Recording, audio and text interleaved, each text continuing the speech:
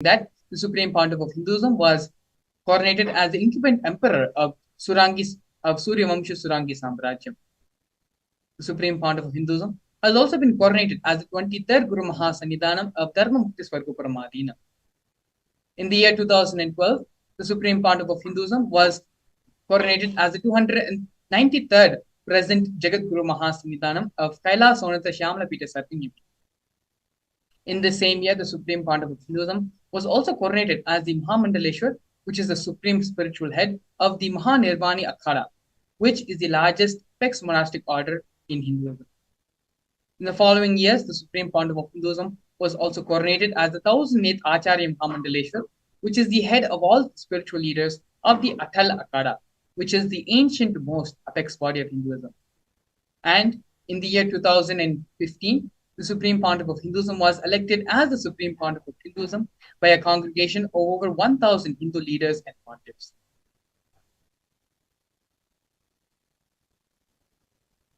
The sovereign state of Sri Kailasa is a macrocosmic, ancient Hindu enlightened civilizational nation, whose vision is living enlightenment for all humanity.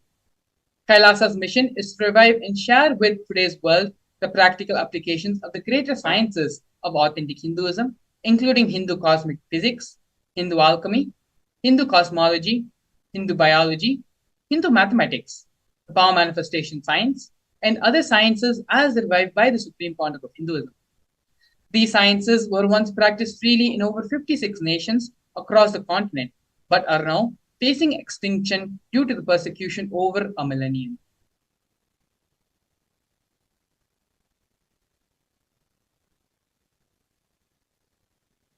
We are now going to be seeing the various Uniting Nations initiatives. The 108 Sri Kailasa's Uniting Nations initiatives are the 108 different initiatives taken up by the Sri Kailasa Uniting Nations, supporting a variety of humanitarian services which collectively allow for the creation of an enlightened, peaceful, sustainable, equitable, resilient, and thriving world.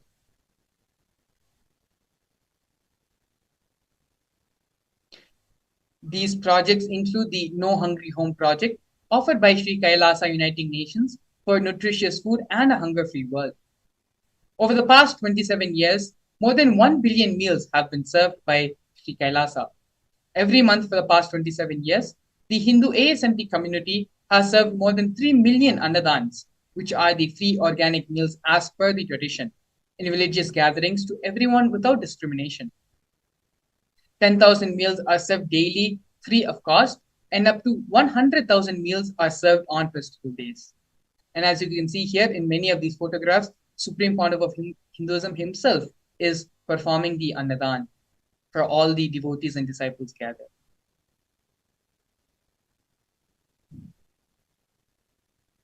Here we can see during the pandemic, Kailasa's Protective and Preventive COVID Care Center, offered by Sri Kailasa Uniting Nations for affordable and holistic healthcare. Pandemic is an event, a worldwide event, which has affected the whole world in various different levels. The Supreme Pontiff of Hinduism is the only one thinking ahead and giving a place of refuge for the world during such a difficult time. The Supreme Pontiff of Hinduism converted his monastery campuses into a multi-layer quarantine facility, free for all people, regardless of any differences in age, gender, caste, creed, ethnicity, color, or socioeconomic status. Food, shelter, internet, and all the basic facilities, including free medical care, were provided for an indefinite period amount of time. More than 30 million citizens followed Kailasa's 28-day spiritual regimen in the year 2020.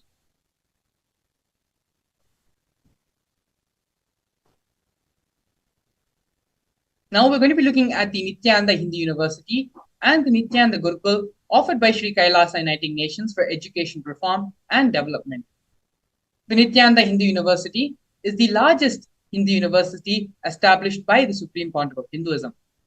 The Nithyananda Gurukul, which was inaugurated on the 2nd of October 2006 by the Supreme Pontiff of Hinduism, is for the revival of the ancient Adishaivite Guru-disciple education system, which is the authentic knowledge transmission system based on enlightenment.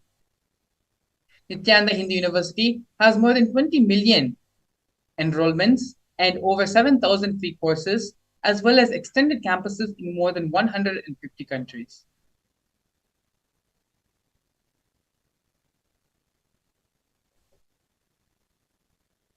Here we can see the Nithyananda Jnanalaya project and the Hinduismpedia project offered by Sri Kailasa Uniting Nations for the protection of Hindu scriptures. The Nithyananda Hindu Jnanalaya project was established by the Supreme Pontiff of Hinduism to collect and preserve the 1 billion Hindu scriptures while ensuring that knowledge is made accessible and shared free of cost to all, collecting and preserving 1 million source books on Hinduism. The Supreme Pontiff of Hinduism himself has authored more than 10,000 books in 3 different languages, translated into 50 other different languages, and published 10,000 different articles, given 10,000 of 10, more than 10,000 hours of free discourses with a combined view of more than 1 billion.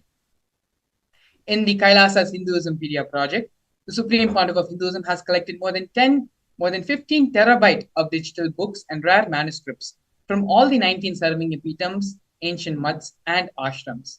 More than 1 billion pages on Hinduism, collection of 22,000 digital books, 1,000 e-text books, and over 100,000 articles on various topics in Hindu.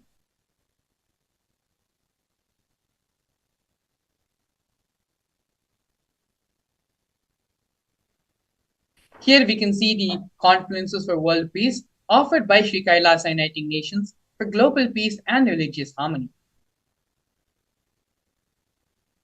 And in the year 2009, the Supreme Pontiff of Hinduism organized a month-long peace walk covering 1,000 kilometers and 1,000 villages to bring together in harmony from all walks of life to promote feeling connection and oneness among the people.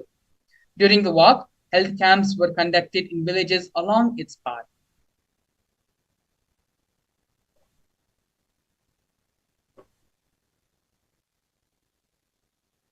Here we have the women empowerment programs offered by Sri Kailasa Uniting Nations for feminine empowerment and gender equality. Kailasa's Yogini Sarvingapitam is the establishment of yoga and meditation universities to empower their quality of life and emphasis on life solutions through the Vedas and Agamas, empowering the indigenous rural women, fighting against wrongful gender stereotyping, gender-based violence, and lack of inclusive and quality learning environments. Some of the initiatives taken by Sri Kailasa Uniting Nations for Feminine Empowerment and Gender Equality are the Kailasa's Nithyananda Lakshmi Project, which is a microfinancing service, Kailasa's Women Foundation and Women Empowerment Self-Help Centers, which have been launched in 108 places around the world since its initiation in 2009. Kailasa's Ankita program, which is providing foundational literacy about working of basic community services and infrastructure establishments. Kailasa's Ashraya program, providing vocational training programs to rural and indigenous women to provide equal opportunities and access to independent, self-sufficient financial environments to them. The Supreme Pontiff of Hinduism has revived the Vedic feminism in Kailasa, where 80% have been occupied by women. Here we can see the Nithyananda Yoga offered by Sri Kailasa Uniting Nations for yoga. The Supreme Pontiff of Hinduism has revived 108 scientifically validated kriyas, specifically targeting the 108 major diseases and disorders, such as diabetes, arthritis, and blood pressure. The revival of the ancient traditional forms of yoga, where the Supreme Pontiff of Hinduism has revived the ancient pole yoga, which is the Shivastambha yoga, and rope yoga, Kundalini Rajju yoga, in which yogic asanas and techniques are performed to create the yogic physiology, aligning it to the cosmic geometry that manifests superconscious powers. The Supreme Pontiff of Hinduism has also been awarded 2 Guinness World Records for the largest rope yoga and largest pole yoga classes, bringing worldwide attention to these extraordinary forms of yoga. These 2 Guinness World Records have been established on the 30th of September and the 3rd of October in the year 2017.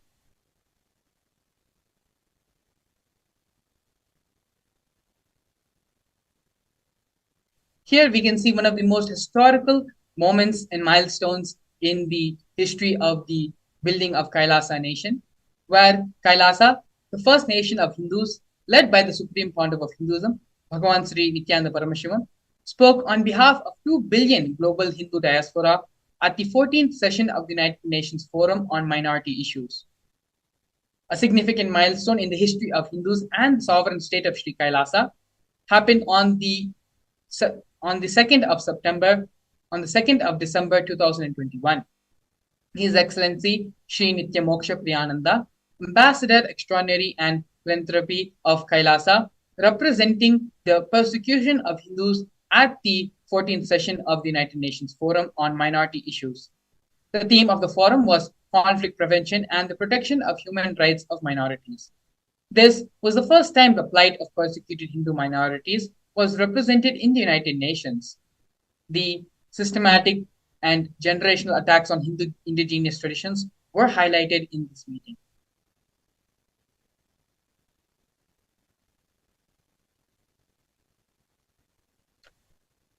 Here we are seeing the various torture and murder attempts by the state and non-state actors on the Supreme Pontiff of Hinduism and on the Nityananda Sangha on Kailasa. Over 70 assassination attempts have been made on the Supreme Pontiff of Hinduism, all physical attacks in India and abroad.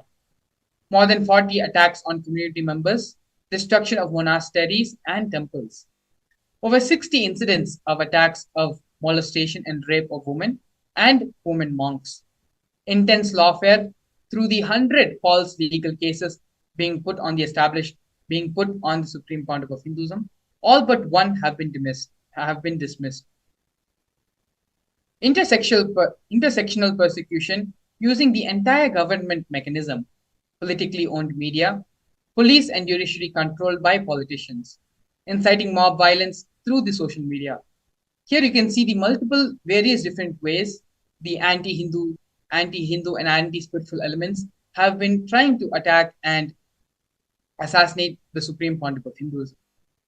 Throughout all this illegal persecution happening on the Supreme Pontiff of Hinduism, Swamiji was unwavering in his intention to revive Hinduism and give superconscious breakthrough to the entire world, through which the establishment of the Hindu nation of Kailasa has happened.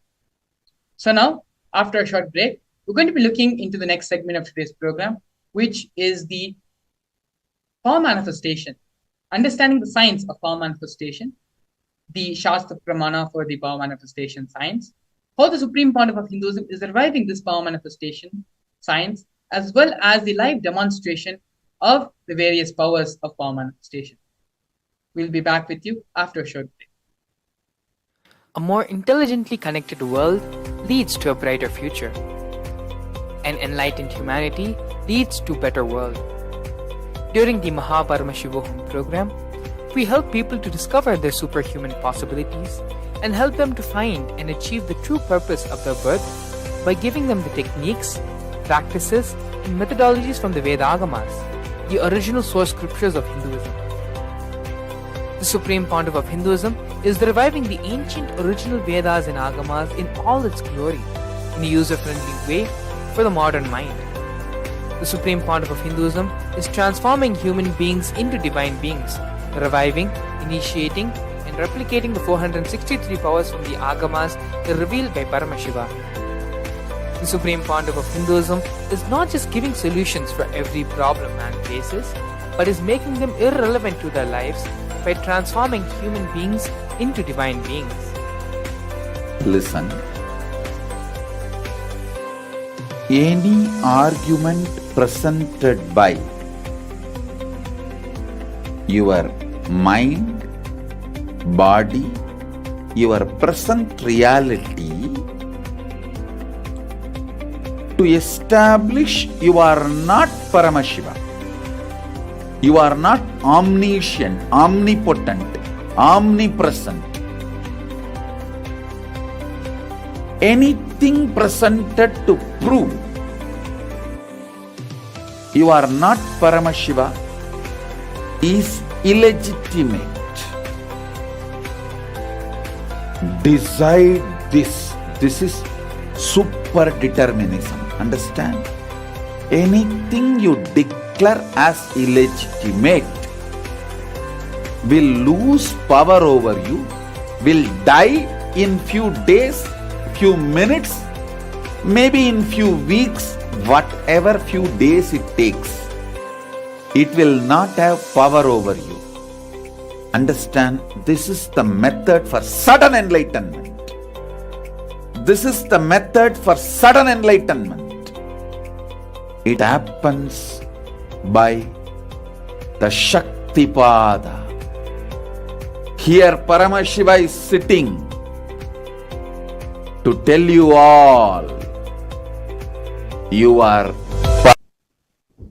Nithyanandam, we welcome everyone to this beautiful and powerful session on the science of power manifestations. In this session, we are going to be having a beautiful explanation of what is the Shaktis, what are Shaktis, how they can benefit our life, and last but most important, we'll be having a live demonstration of the powers of Paramashiva. So now let us understand first what is the science of power manifestation.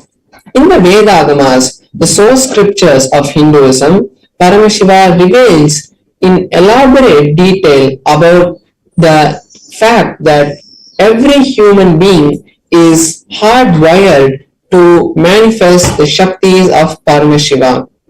Manifesting the powers of Paramashiva are described in a systematic method and science for human beings to explore the various possibilities and powers that are there for that can be expressed by every human.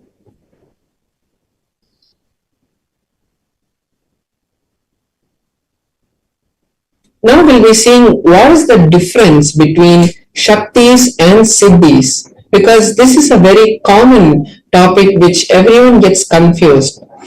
Shaktis are expressed from the space of oneness, from the space of enlightenment as a side effect of feeling connection with the extraordinary divinity or the supreme Paramashiva.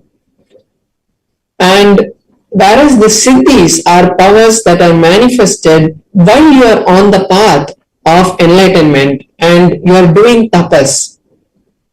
Shaktis are of Paramashiva, and when Paramashiva manifests through an ordinary human, these are Shaktis. Whereas Siddhis are not permanent, and Shaktis manifest from the space of initiation. When the Guru directly initiates us into the Shaktis, we start manifesting powers, whereas the Siddhis manifest when we do tapas and distract us from the path of enlightenment.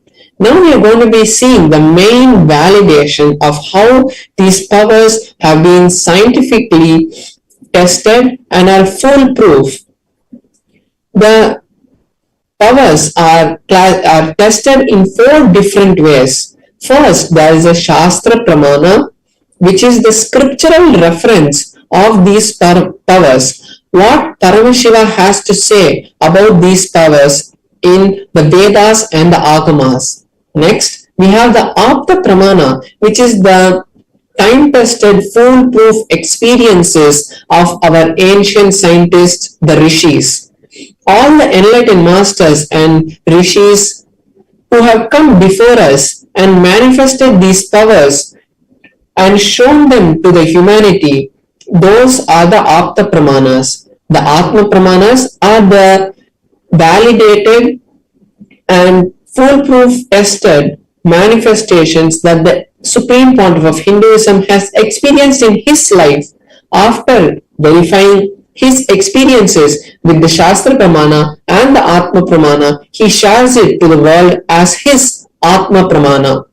Then we have the Pratyaksha Pramana, which is the scientific study, the empirical evidence of these powers.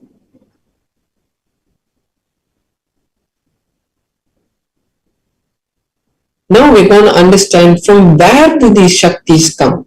The source of these Shaktis is Paramashiva. Paramashiva is the source of all the Shaktis. Paramashiva is the primordial divinity in Hinduism, the ultimate reality, and he is the self-effulgent Swayam Prakasha, and he is omniscient and omnipotent. He is there all around us, and he is the one who manifests through us to manifest anything in this world, whether it is just a movement of our hand or it is the manifestation of these extraordinary Shaktis, or it is the creation of universes. Everything manifests from Paramashiva.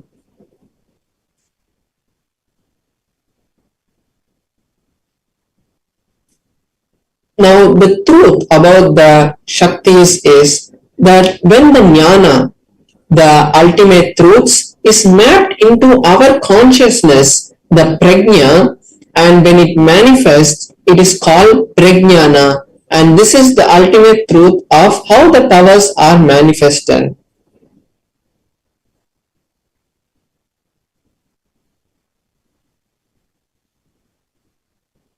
Now, we'll be seeing the Shastra Pramana for the power of third eye.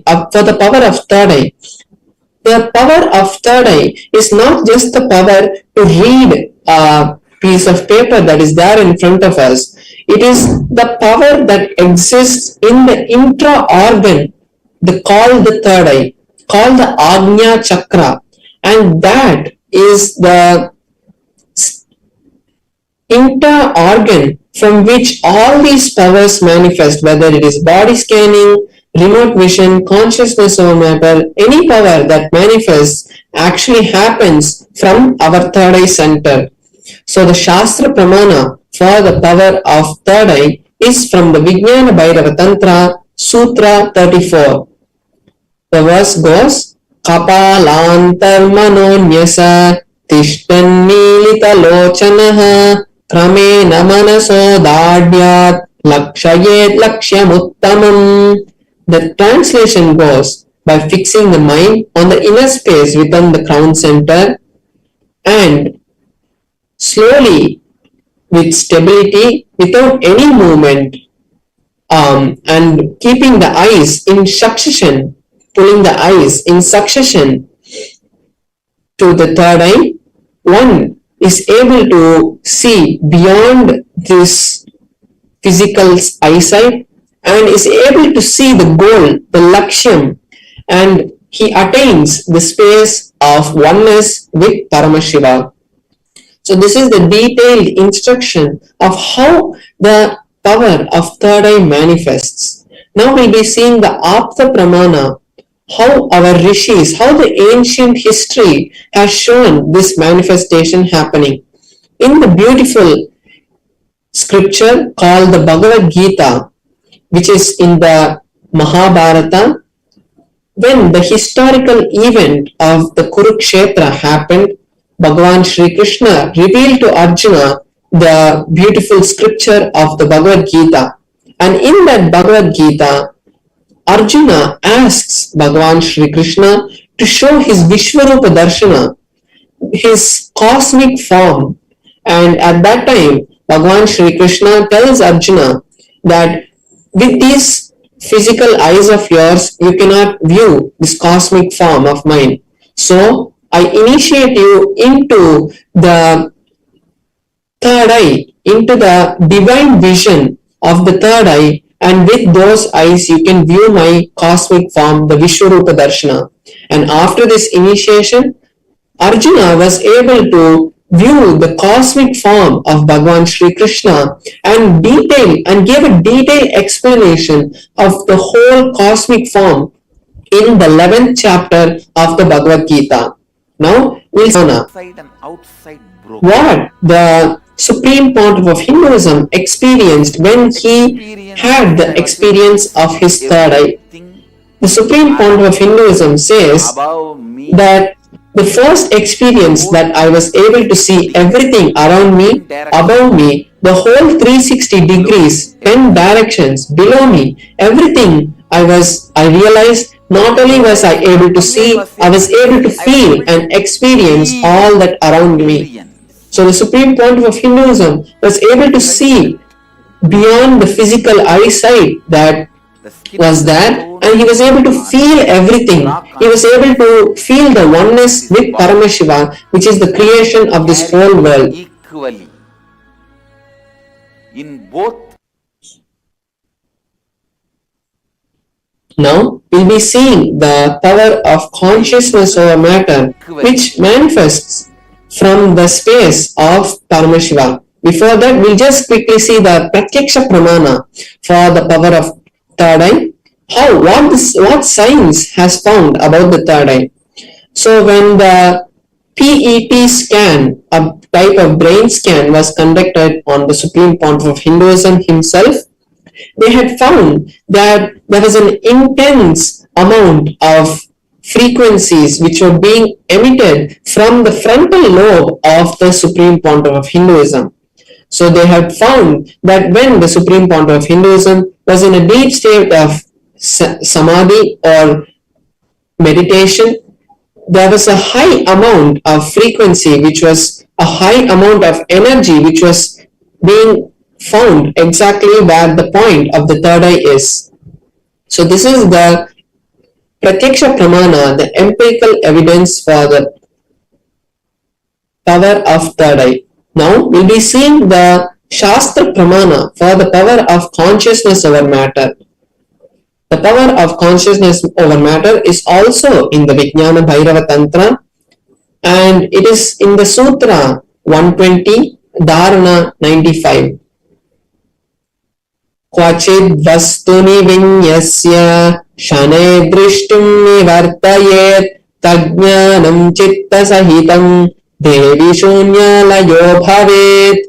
Beautifully, Paramashiva says in this verse, by having fixed one's eyes on a particular object, Vastu, one should slowly withdraw the gaze, the sight from that object, as well as slowly eliminate the knowledge and the thoughts and impressions of that object. Then, O Devi, one abides in Shunya, the state of all-inclusiveness and infinite oneness. So this is the beautiful meaning of the Shastra Pramana of the power of consciousness over matter. Now we'll be having a live demonstration of the power of consciousness over matter. So here I'll be manifesting the power of consciousness over matter by placing my Atmalinga on my hand. My hand will be placed on a flat surface, and I'm going to be placing my Atmalinga on top of my hand. And when I connect with Paramashivam, we'll be having the beautiful darshan of Paramashiva manifesting the Atmalinga to stand. So just before we enter into the power, I'll be showing my hand also in a close-up camera so that all of us can see how the Atmalinga is standing, and how in my hand there is no strings or any other thing which is attached. And we also can know that the Atmalinga is made of a crystalline material, so there cannot be any magnetic substance, magnetic material which is used to make the Atmalinga stand. And so now we have the close-up camera. So here you can see my hand, and there is no strings tied, there is no glue or anything, and we can also see the Atmalinga also, there is nothing tied to it, and as it is a crystalline material, there cannot be any magnet which can be used to make the Atmalinga stand. So now I'll be connecting with Paramashiva and chanting the Mahavakya, and when I do so, I request all the other viewers watching us live on all our other social media platforms to take this time to create your reality, because when we connect with this kind of space, when we manifest powers, we create a strong Vata Varna, we create a strong environment for all our desires to be manifested, because at that time we are in the highest frequency and the closest connection with Paramashiva. So any desire, any boon you want from Paramashiva, just start posting them in our chat, and automatically you will see that these realities start to manifest, because it is not us who manifest these powers. It is directly Paramashiva flowing through us which causes these powers to manifest. So now I'll be chanting the Mahavakya, and all of you can also join along with me and chant the Mahavakya. Om Nithyananda Paramashivoham. Om Nithyananda Paramashivoham. Om Nithyananda Paramashivoham. Om Nithyananda Paramashivoham. Om Nithyananda Paramashivoham. Om Nithyananda Paramashivoham. Om Nithyananda Paramashivoham. Om Nithyananda Paramashivoham. Om Nithyananda Paramashivoham.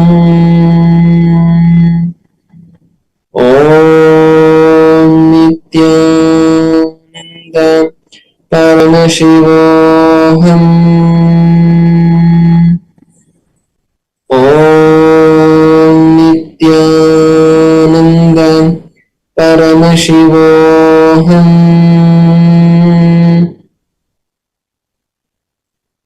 So beautifully, we saw how the Atmalinga rolled.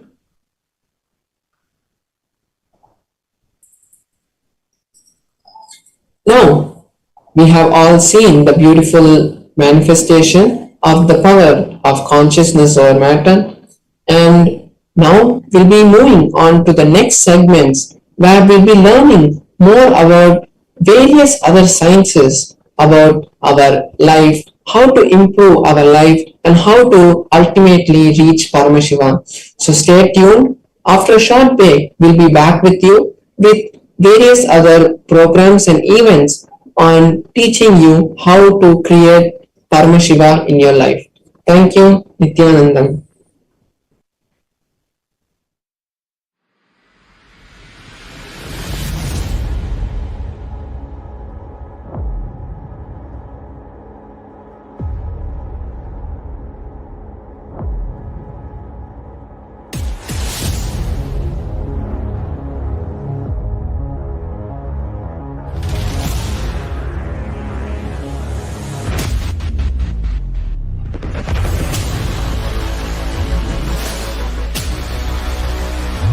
A more intelligently connected world leads to a brighter future. An enlightened humanity leads to a better world. During the Paramashivam program, we help people possibilities and help them to find and achieve the true purpose of their birth by giving them the techniques, practices, and methodologies from the Vedagamas, the original source scriptures of Hinduism. The Supreme Pontiff of Hinduism is reviving the ancient original Vedas and Agamas in all its glory, in a user-friendly way for the modern mind. The Supreme Pontiff of Hinduism is transforming human beings into divine beings, reviving, initiating, and replicating the 463 powers from the Agamas revealed by Paramashiva. The Supreme Pontiff of Hinduism is not just giving solutions for every problem man faces, but is making them irrelevant to their lives by transforming human beings into divine beings. Listen. Any argument presented by your mind, body, your present reality to establish you are not Paramashiva. You are not omniscient, omnipotent, omnipresent. Anything presented to prove you are not Paramashiva is illegitimate. Decide this. This is super determinism. Understand? Anything you declare as illegitimate will lose power over you, will die in few days, few minutes, maybe in few weeks, whatever few days it takes. It will not have power over you. Understand, this is the method for sudden enlightenment. This is the method for sudden enlightenment. It happens by the Shaktipada.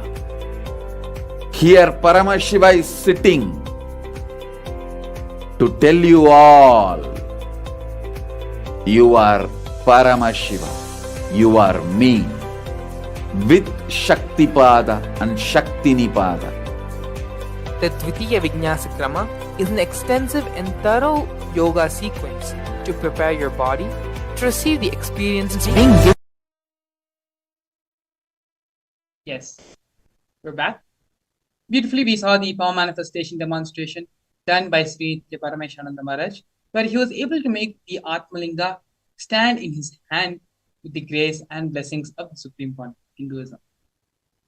We are now going to be entering the next segment of today's program, which is understanding who is Ardhanareeshwara. What is the Ardhanareeshwara Murti? It is this Bhava Darshan which the Supreme Point of Hinduism is going to be gracing all of us today. Ardhanareeshwara Murti is the pure manifestation of the cosmic union of Paramashiva and Parashakti, the manifestation of Tantric enlightenment.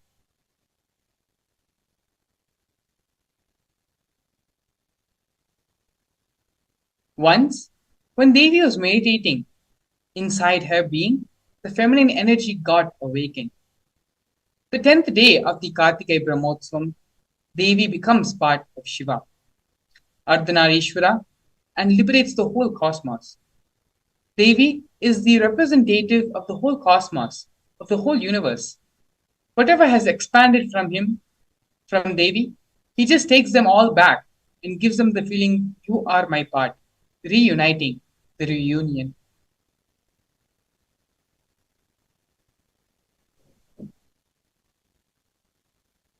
So, all the lamps which has become different have now become one.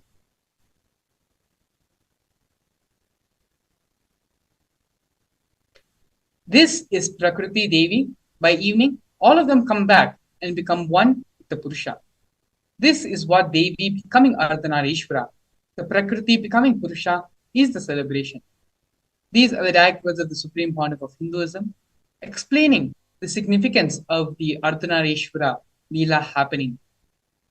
We are now going to be watching a series of satsangs where the Supreme Pontiff of Hinduism directly expands on this topic of who is the Ardhanareeshwara Murti, its significance, and by meditating, having the darshan upon the Ardhanareeshwara Murti, what is the space of completion and superconscious awakening that can happen in us.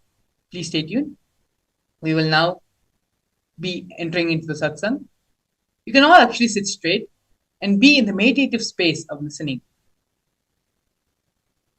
It is only when we are in the space of listening, the words of the Supreme Pontiff of Hinduism get imbibed into our systems. And from hearing, we move into the space of listening. So please take a few moments and sit straight and come to the restful awareness. Allow yourself to settle down and give your complete listening to Swamiji. Let us now get ready and watch this video.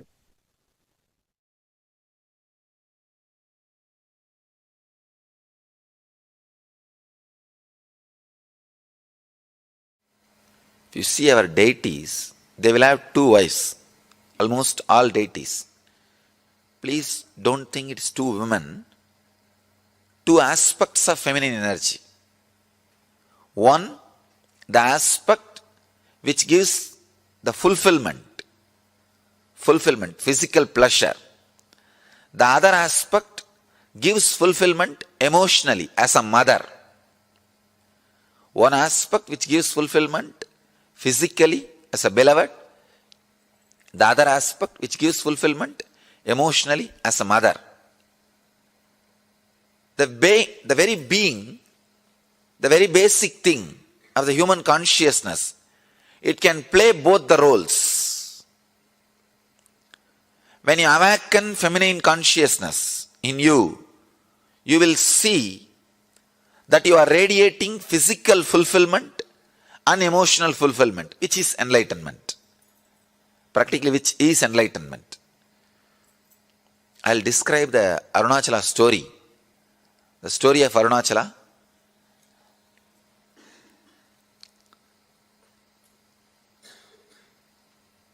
The whole Arunachala story is story of women, story of feminine energy. The story says that Devi was meditating and inside her being, the feminine energy got awakened. Please understand, not masculine. Feminine energy got awakened. She became Ardhanareeshwara. The description exactly it says, in Devi, the feminine energy is awakened and she became Ardhanareeshwara. Means half male, half female.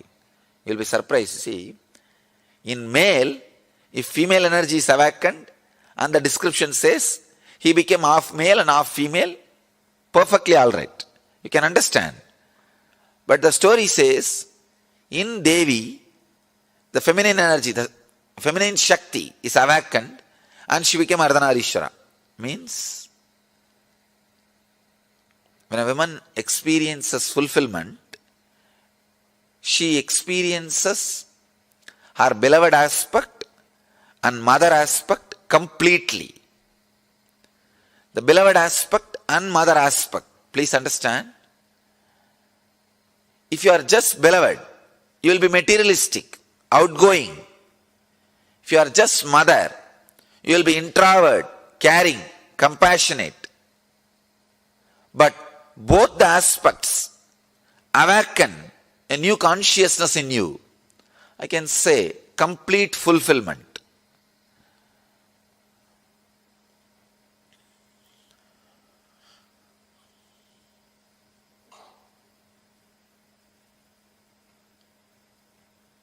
I think with this one example you will understand. All of you can understand.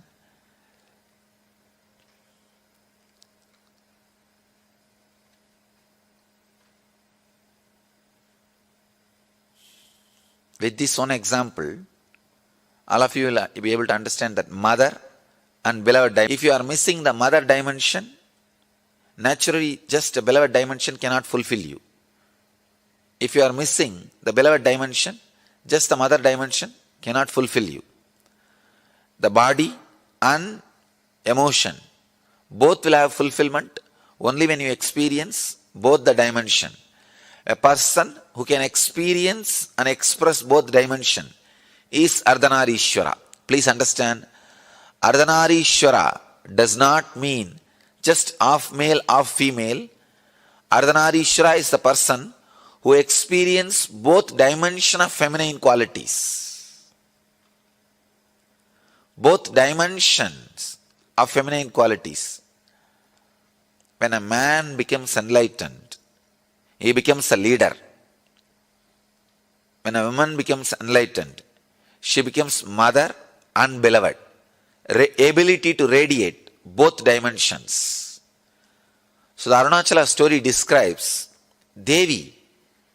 She expressed her both dimensions. That is why she became Ardhanareeshwara. She experiences and radiates Ardhanareeshwara consciousness. Each one of you were carrying the feminine energy. Awakening that feminine energy is enlightenment. Please understand. The first introduction to Tantra, I'll get the sutras and read the sutras to you guys. You will be surprised. First introduction to Tantra. Shiva has spoken 64 Tantras. 64 Tantras and around 60,000 sutras. Please understand, I commented only on 112 sutras. But Shiva has spoken 60,000 sutras. The first he tells, whoever listens, let you all become Devi. You can understand this sutra, this techniques. He says very beautifully, he gives us a meditation technique. Even the brain setup, even the thinking, the body, physical body language, the mental setup, whatever you know as feminine consciousness, or women, meditate on that. Please understand. He says you can't actually completely understand the woman consciousness, even if you are a woman. Even if you think you are a woman. So the feminine consciousness, I have to use two different words. Feminine consciousness, women body. Women body has a more possibility for feminine consciousness. That does not mean just because you are in the women body, you experience or express feminine consciousness. When Shiva starts the Tantra, first thing he says, intensely meditate on the feminine consciousness.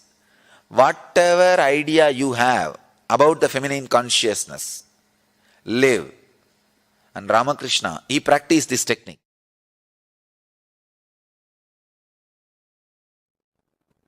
The word Tantra simply means technique, methodology. In Sanatana Hindu Dharma, all methodology for manifesting the space, powers and being of Paramashiva is called Tantra. That's it. Please understand. State, space, powers and being of Paramashiva, manifesting that is called Tantra. Any methodology adopted for that purpose is called Tantra. In course of time, it got associated with multiple traditions like Shakta, Bauddha, Samana. In multiple sampradayas, orders, traditions of Hinduism, it got identified, associated, started having different connotations, and then comes the anti-Hindu narratives, anti-Hindu forces, Hindu-phobic forces contains this word and boxes it inside gory sexual activities and orgies. Without any understandings and reality, I tell you, Tantra is the most anti-sex practice. In real tantric practice, whether you do it with your own being or you do it with some beings outside, it just liberates you from everything felt as a need or urge. Understand? Food is not wrong, but urge pushing you to eat is wrong. Sex is not wrong, but the urge making you lose your balance and your integrity and pushing you to do the act is wrong. Understand? Anything which breaks your integrity is wrong, not the act. Eating is not wrong, but the urge pushing you to eat is wrong. And sex is not wrong. The urge which makes you lose your integrity for sex is wrong. Tantra works on completion, making you manifest the state, space, powers and being of Paramashiva. Listen carefully. Multiple, various techniques to experience the state of Paramashiva, like unclutching, completion, to experience the space of Paramashiva, like integrity, authenticity, responsibility, enriching, causing, to experience the powers of Paramashiva, oneness, initiation, Aushada, Mani, Mantra, Aushada, to manifest the being of Paramashiva, Diksha, ultimate initiation, communion, oneness with Guru, who is embodiment of Paramashiva, makes you manifest the being of Paramashiva.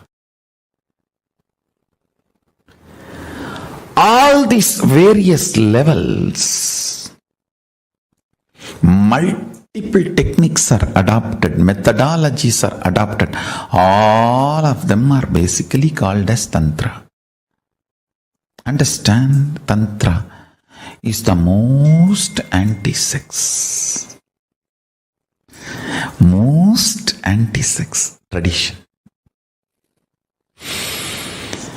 If you believe, if you are told Tantra is the sexual tradition, you are cheated.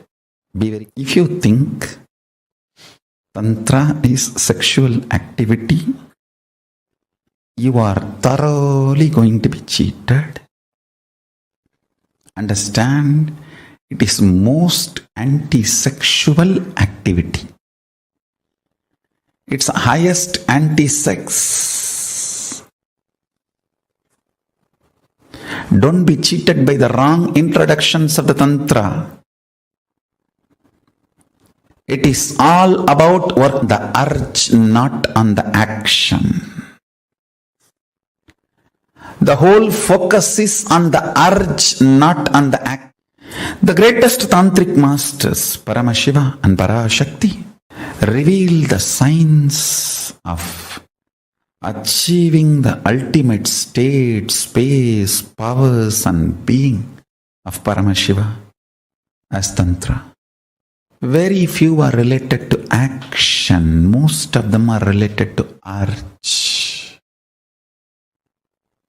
It is all about handling your being and making you manifest Paramashiva. I don't want to say Tantra is sannyas tradition, but I want to say Tantra is the way for ultimate sannyas, the Purana sannyas. It removes all the pain, anger, guilt, shame, everything associated to your body and makes you grounded. I tell you, it settles you with you first. First, you will have ultimate relationship with yourself. The kind of the feeling grounded you need to have. Never to have tears in your eyes can happen only by Tantra. When you are grounded, complete with all the emotions of body shaming, good, bad, right, wrong, everything need to be cleansed. All the toxic ideas inserted into your system, shame, guilt, about your body and how you look and how you feel and the ideas of sex, gender, everything, all the faltu ideas society has inserted into you need to be removed. You need to be detoxified from all that stupid ideas. That's only way. That's only way you will get grounded and become a real Rudraganya. Every man should become a Rudra and every woman should become Rudraganya. That is Tantra. Every man should become Paramashiva, every woman should become Parashakti. That is Tantra. Paramashivo will give you precise understandings about Tantra, deep understandings about Tantra constantly. You demanding yourself and behaving even with yourself as Paramashiva and manifesting the qualities and state, space, powers and being of Paramashiva continuously in your actions, in your life, in your thinking, in your emotions, everything. That is Tantra. That's all is Tantra. Understand?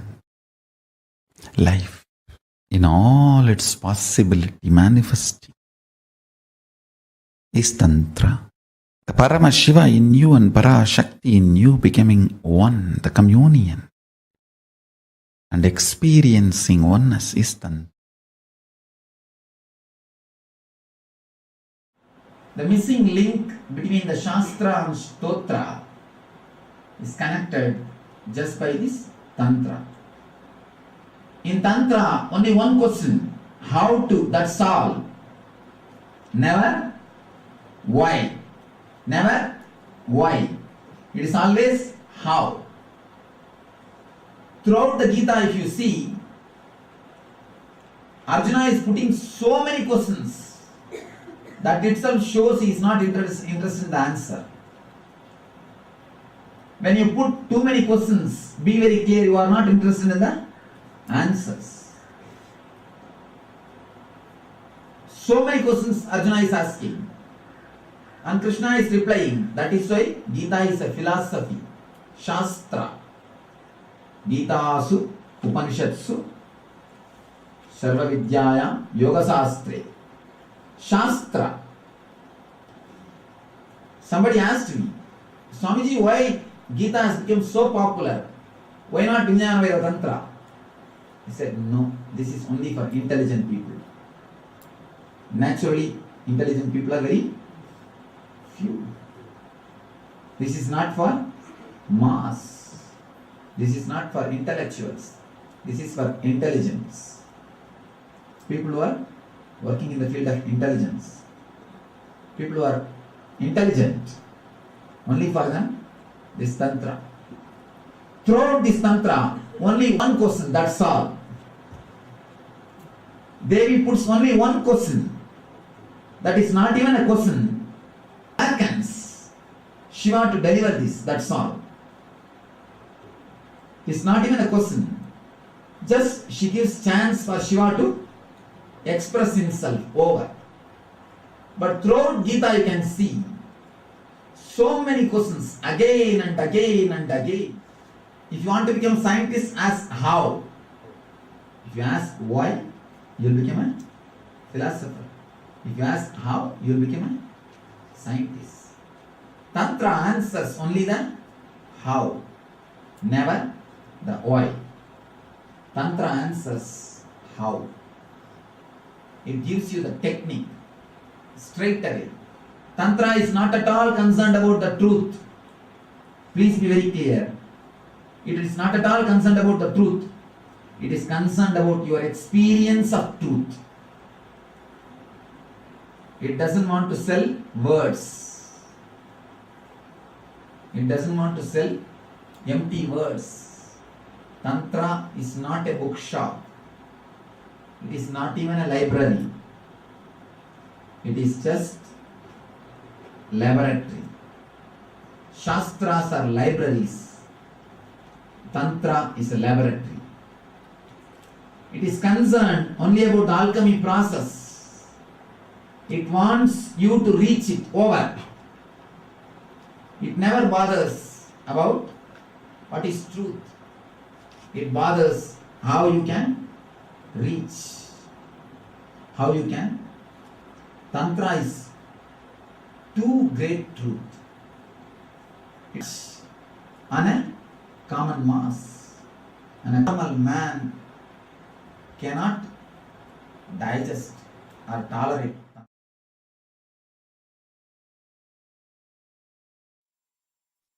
Kailasa is the ecosystem I am manifesting.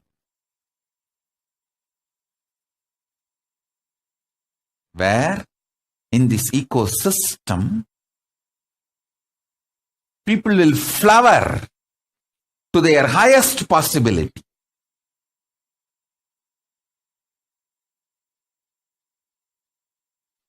When people are feeling bored, couples are feeling bored, tired, that middle age boredom and tiredness hits them,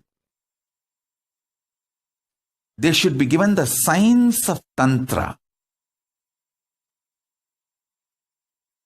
They should try to find oneness, not just body alone, through the mind, the common goals, common emotions, commonly what they enjoy, art, science, different fields.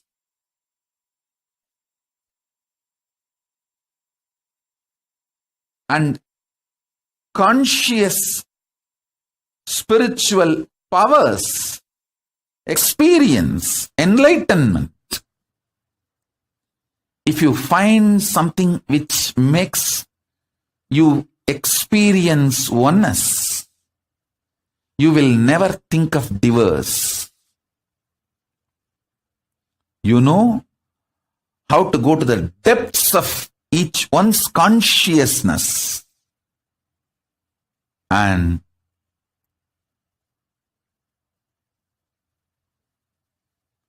manifest oneness. You will not feel tired or bored with the other person. You know there's so much to explore. So much of possibility is there. This is the science of Tantra.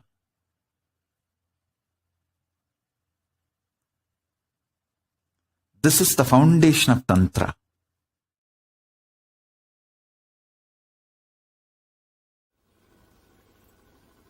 Shiva is embodiment of love. This very story, he gets married after the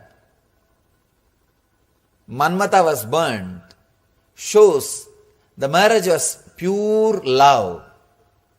It was pure love, the pure bhakti, the pure Anahata Chakra is embodiment of Anahata Chakra. Understand? There is a beautiful description of Shiva and Parvati's relationship in Tantra. The description says the Shiva had the motherly attitude towards Devi. The relationship was described. I was surprised when I read those descriptions. It says Shiva felt Devi is his own mother. A strong motherly connection means what? The pure Anahata. The pure Anahata energy. When the pure Anahata energy is experienced, you feel with the whole world. Either you feel that you are the mother of the whole world, or you feel the whole world is your mother. The description says, Shiva felt Devi is his own mother, and she felt the whole world is her child.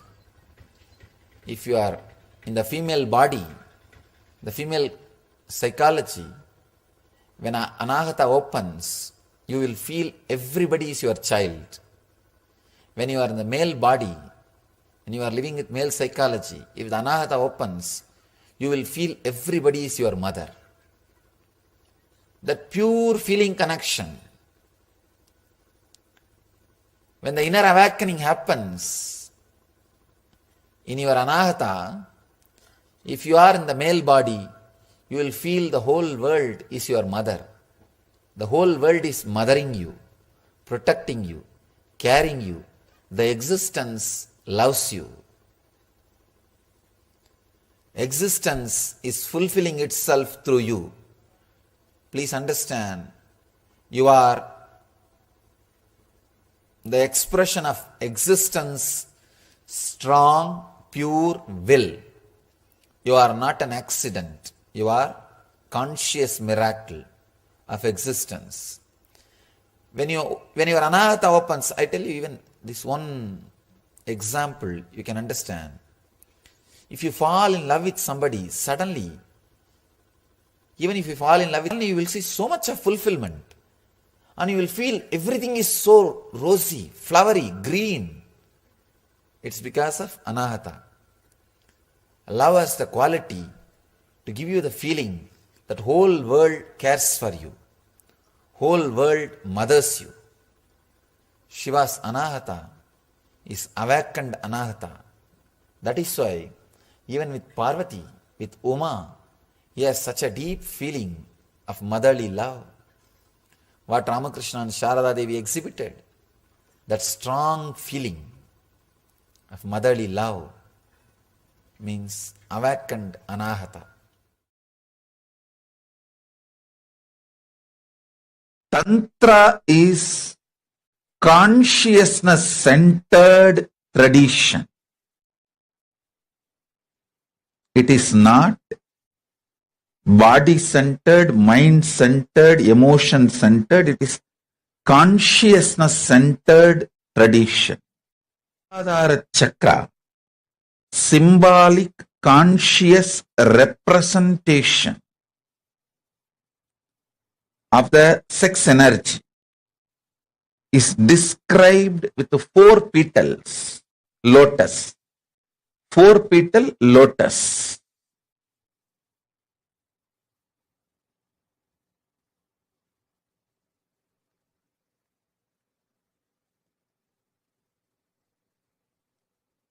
The one petal represents autosex, means enjoying your own body.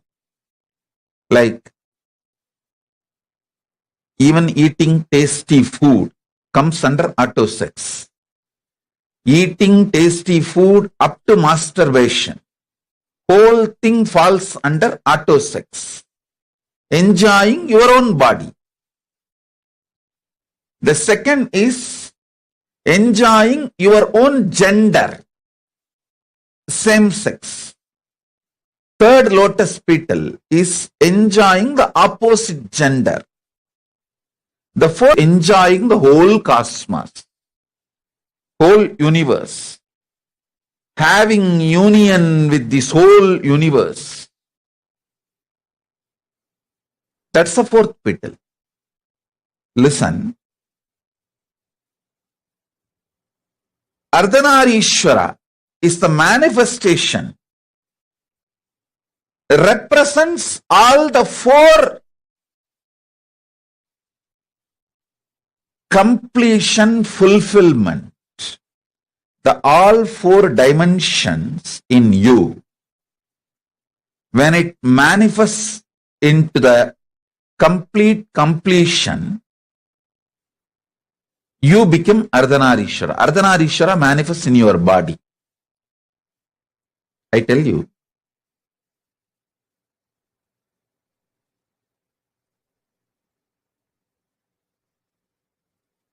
most powerful sexual energy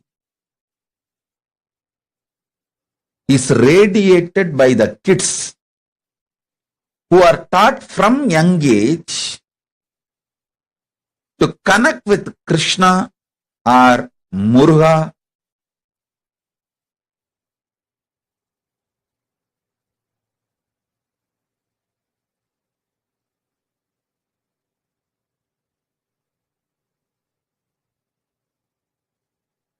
Understand?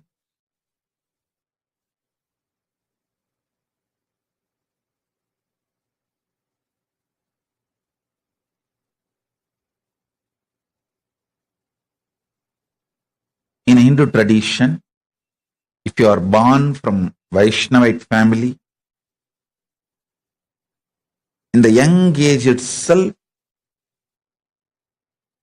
you will automatically pick up Krishna as your beloved if you are in the female body, if you are in the male body as a friend. Whether you are a male or female, you will develop some kind of an attachment, feeling connection with Krishna from the young age. Same way, if you are from Shaivite family, you will develop the connection with Muruga, Subramanya. The kids, male or female, who develop this kind of a fantasy-centric, I am using the word fantasy-centric, which is very low and in a way even not completely expressing what I want to express, but the English has only the fantasy word. I can say that visually having union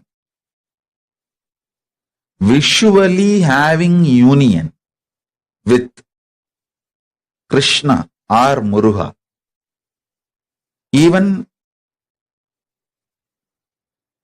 intimate friendship,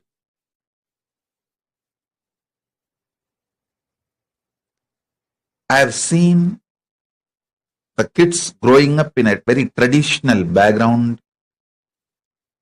how they automatically assume, if you are from Vaishnavite family, automatically the kids assume that Krishna is your beloved or your friend. If you are from Shaivite family, Muruga is your beloved or friend.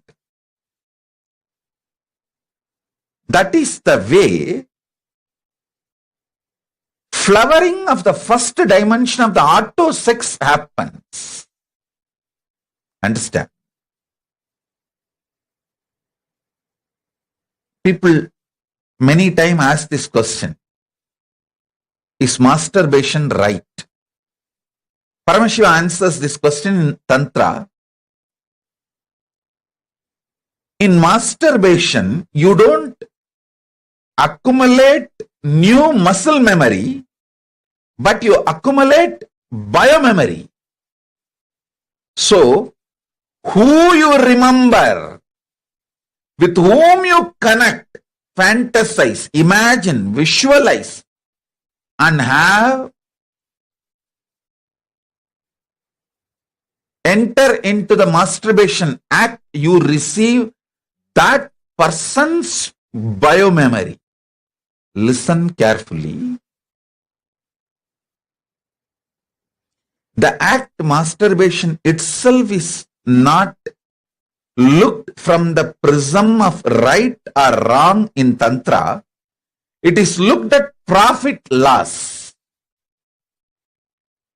If you connect with the higher conscious beings, even masturbation, you receive their biomemory. See, when you enter into a physical sexual act, you receive muscle memory, bioenergy, all the three from the other person. You should know even male receive from female and female also receives from male. It is give and take. That is why if you have multiple partners, especially who are lower than your consciousness, you may have pleasure but not peace. You may have pleasure but not peace, because the exchange of muscle memory, bioenergy complicates and makes the inner space mess.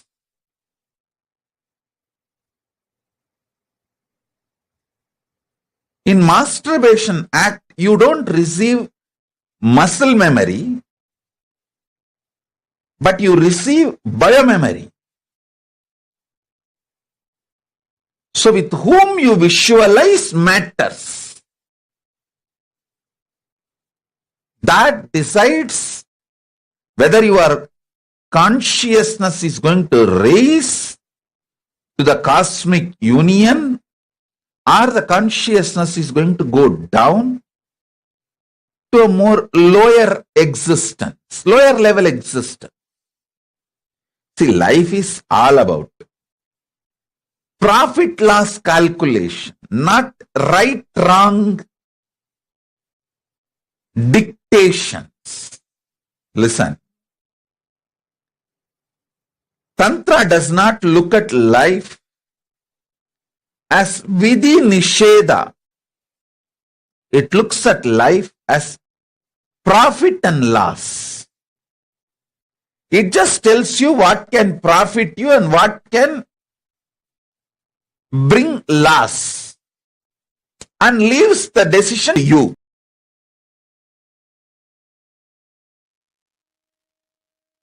Yes, beautifully the supreme quantum of Hinduism expand on what is the authentic science of Tantra and how it has been misrepresented for so many of years. The supreme quantum of Hinduism also gave clarity on how we can raise ourselves to become in union with the whole cosmos. Let us now look into the internalization exercise based on the teachings which Swamiji has given. We're now going to be looking at the body and the internal organs as well as the intra-organs, which is our consciousness. Information you received through your senses from the outer world and the actions you do, both of these travel into the internal organ and from there to intra-organ, and from there impacts the consciousness which is operating the system. Same way, any conscious decision will persistence you take moves from consciousness to your intra-organs, from intra-organs to your internal organs, and from your internal organs to your body. Understand, all the diseases travel from body to consciousness. All cures travel from consciousness to body. All the bad things from body to consciousness, and all the best things from consciousness to body. That's all is Tantra. These are the direct words of the Supreme Quantum of Hinduism, delivered to all of us on the 12th of January 2018. Information from senses travel from a body to the internal organ, to the intra-organ, and then to consciousness. When you take a conscious decision, the will persistence travels from your consciousness to your intra-organs, to your internal organs, and then to your body. Apply this formula in your pleasure, in your pain, in your eating, in your sex, in your seeing, in your music, in your dance, in your spiritual decisions, religious decisions, economical decisions, cultural decisions, social decisions, political decisions. Pen down your understandings. For example, your conscious decision to do yoga at 5 a.m. in the morning travels from your consciousness to your intra-organs, to your Agnya Chakra, the third eye, the seat of will, and from there moves to your internal organs and to your body. So we are now going to be taking the conscious decisions which we want to take in our life. Here we have another example. You see your favorite food in a hotel, restaurant, and your body sends a signal to the internal organs. Your stomach starts feeling hungry, saliva starts getting produced in your mouth. The signal travels to your intra-organs. Your root center, Mooladhara Chakra, gets triggered. You fantasize about eating the food, how tasty it would be if you eat the food, and sends a signal to consciousness to indulge in the act. In the same way, apply this formula in your pleasure, in your pain, in your eating, in your sex, in your seeing, in your music, in your dance, in your spiritual decisions, religious decisions, economical decisions, cultural decisions, social decisions, and political decisions. Pen down your understandings. This example is a very practical and very understandable example. We The information which is being perceived by our senses in various different ways, through sight, through the hearing, through the touch, all these information which we are receiving through our senses is being sent to us from our internal organs to our intra organs, and then finally to our consciousness, where the decisions are made. All these decisions are reactionary decisions which we are taking based on the information which is being received by us. In the example which is beautifully given here, when you see a food and you know how it tastes, you start desiring that. The information is being perceived from your eyes, and from your eyes it goes to the rest of your internal organs. The saliva starts getting segregated in your mouth. Information, this impulse pushes your consciousness of indulging in the act of eating the food. So the same way how throughout our life, throughout our day-to-day activities, so many of our decisions are being made based on the reactions which we perceive, which we are taking in from our senses. Let us now take the conscious decisions which we want to manifest in our life. As the example we have previously seen, in yoga, if we want to get up in the morning and do yoga, it is a conscious decision, conscious will to wake up in the morning at 5 o'clock every day. Taking that decision from your consciousness, it travels to your third eye center, the seat of the will persistence where the decisions are made. And from there, it gives the instruction to the rest of the body. So in each conscious decision you want to make for your life, pen those decisions down. And from that, start thinking from this new understanding, how with these conscious decisions, which infra-organ it will be sent to, from where the rest of the body receives them. Please go ahead and get a pen and paper to sit down and start penning down all your understandings and all the conscious decisions you want to take from here on.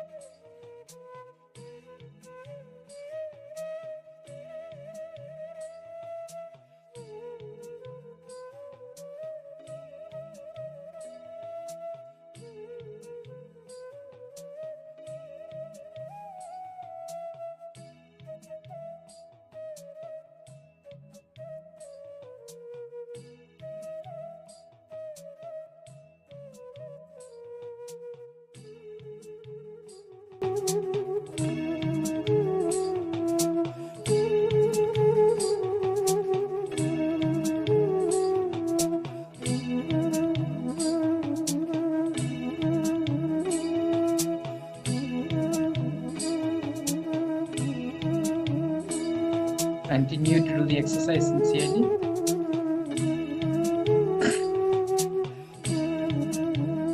Continue to do the exercise sincerely.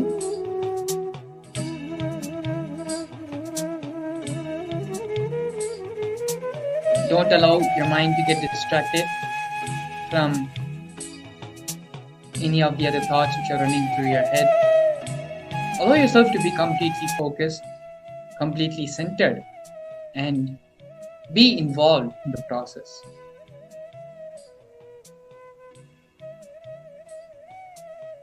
Let us use this opportunity, this space the Supreme Pontiff of Hinduism is giving us all, before we enter into the Bhava Samadhi Darshan, to allow us to expand and allow the superconscious breakthrough to happen. When we do these processes, these internalization exercises, we open up the door in our being to allow the Supreme Pontiff of Hinduism to land in us when the Bhava Samadhi Darshan is happening. So please continue with the exercise, with the workshop. Very sincerely, please sit and write all the new cognitions, new thought currents, new understandings you want to carry now going forward, and map them from your consciousness to which intra-organ, from where the signals will be sent throughout the rest of the body. Please continue.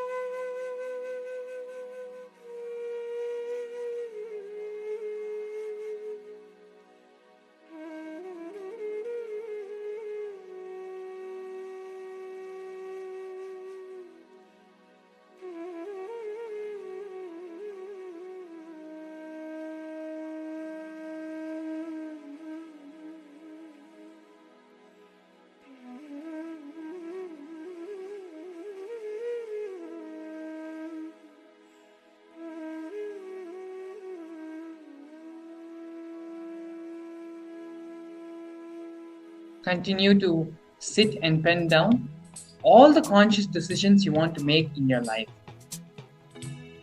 Start penning down all those decisions, all the changes you wanted to implement in your life. Every morning when we all wake up, we all have those 5 or 6 things which we want to change in our life, which we want to accomplish that day. But by the end of the day, our mind wanders and by the time we go to bed, we realize that none of the things which we want have happened that day. This is a vicious cycle which we are constantly suffering from, day in and day out, not able to manifest the reality which we want to manifest for ourselves. Now, through this process and through the Ardhanareeshwara Bhava Samadhi Darshan, which the Supreme Pontiff of Hinduism is going to be gracing us for in a short while, it can happen only when we allow ourselves to open up and identify the things which we want to manifest in our life. Once we have finished this internalization process, the next step is having the darshan of the Supreme Pontiff of Hinduism. Know that we are ready, we are ripened, and we have plowed the land to allow the Supreme Pontiff of Hinduism to plant the seeds, the initiation seed, in which this superconscious breakthrough is going to happen. Let us register for the Paramashivam program, which is going on right now currently. Every day, the Supreme Pontiff of Hinduism is gracing all the devotees and disciples attending the program with various Bhava Samadhi Darshans, manifesting a new and different form of Paramashiva each day. So now that you have done this process and you have identified the conscious decisions which you want to take in your life, the next step is to have darshan and blessings of the Supreme Pontiff of Hinduism to manifest this in your life. For this, go over in the video on the bottom, there is a scroll running, to visit the paramashivohom.org website. In the website, if you register yourself to a program, which is completely free of cost, registering yourself to the program enables you to have the darshan of the Supreme Pontiff of Hinduism. So please go ahead, and once you have completed and finished the internalization exercise, get ready to do the next step of this process, which is having the darshan of the Supreme Pontiff of Hinduism. To receive the darshan and grace of Swamiji as the Ardhanareeshwara in the Bhava of Ardhanareeshwara, the link is being projected below, paramashivoham.org. You can visit the link and register for the Paramashivam program for not only today, but every single day from now onwards till February 9th. The Supreme Pontiff of Hinduism is going to be delivering these Bhava Samadhi Darshans every single day. Not only that, from February 9th to February 28th, we have the Paramashivam program, which is going to take place. That is another life-transformative, life-changing opportunity. So, doing the internalization exercise alone is not enough. What we are doing right now is just plowing the land of our body to be ready to reap and receive the blessings of Swami. So with this, please complete the internalization exercise and head over to paramashivam.org to register yourself for the Paramashivam program. With this, we're going to be entering the next segment of today's program. We'll be back with you shortly after the break. Since the beginning of time and space, Bhagwan Paramashiva, the all-powerful, all-pervasive, and all-knowing ultimate superconscious existence, revealed in the Vedas and Agamas, the source scriptures of Hinduism, the truths about himself and the manifested universe and its multidimensional and simultaneously existing dimensions and worlds, also known as parallel universes or vertical time zones. त्रुट्यादि प्रत्ययस्यार्थ कालो माया समुद्भवः. The Kala Tattva, which gives rise to the knowledge of various time zones and parallel universes such as Truti and others, is originated by Ananteshwara from the impure Maya. Bhagwan Paramashiva mentions that as we experience the various higher states of consciousness, we simultaneously experience the various time zones associated with them. We get transported to the parallel universes and experience the other dimensions of our own existence, of our own personality. Listen, Subarloka is all about stable bliss, absolute health and stable bliss. Maharloka is all about the highest peak possibilities. Jana Loka is the place where you can exist in multiple bodies at a time. You experience oneness as the super reality. Tapa Loka is that last struggle you go through. Sometimes you know you are Paramashiva, sometimes you just slip off, but again you say, I am Paramashiva. That space is the Tapoloka, an absolute surrender. Whether I am remembering, I am manifesting Paramashivatva, or I am deluded, I surrender both to Paramashiva. When you take that decision, you are lifted to Brahmaloka. You move to the Brahmaloka. The deep surrender lifts you to Brahmaloka. Then from there you move to Parandama, Vaikunta, and Kailasa, then Mahakailasa itself. The key to unlock these parallel universes is hidden in the spine of the human body. Human beings, only human beings on this planet Earth are empowered, hardwired, capable of migrating to parallel. Understand? Your spine is not only hardwired, capable of fuel, charged to lift you off to different parallel universes. Sukritan manavo bhutva jnani chen mokshamapnuyat chatura shitalaksheshu sharireshu sharirinam namanusyam vina yatra tattvahanantu labhyate.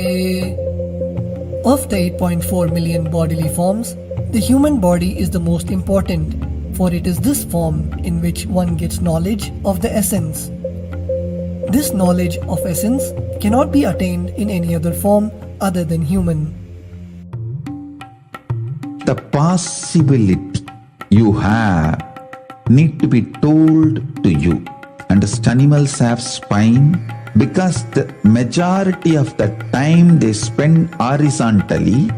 The spine is not capable of getting fuel with a subtle fuel called ojas. The ojas need to be filled in your spine and the kundalini need to be ignited for you to reach parallel universe and different vertical time zone spaces. When our state of consciousness is raised, we start experiencing these higher lokas, allowing the various possibilities and powers available in these universes to start expressing in our own human body.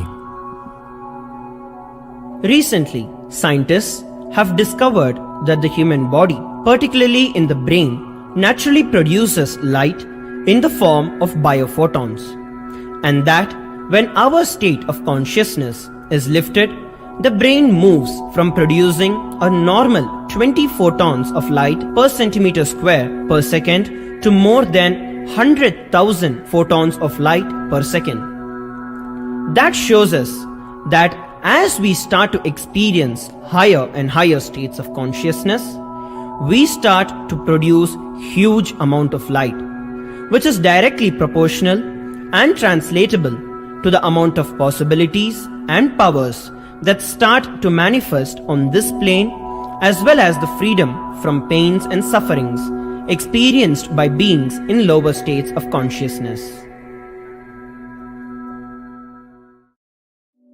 These higher lokas gives you various possibilities, powers. For example, visualize you going to a different country where the electronic gadgets are easily, freely available. So naturally, everything you can gain through the electronic gadgets will be available to you freely. Same way, Kamadhenu, Karpaga Vriksha, Parijata, all these are like different gadgets, possibilities available in different lokas. Please understand, a permanent, irreversible power manifestation from the upper lokas is possible. Once these possibilities and powers start to express in the human body on the Bhuloka, our present plane, we reach a point of no return, where the cognitive shift which happens in us about who we are and what is the reality hidden behind this perceivable world frees us from the deluded ideas we have about ourselves and the life in the cosmos.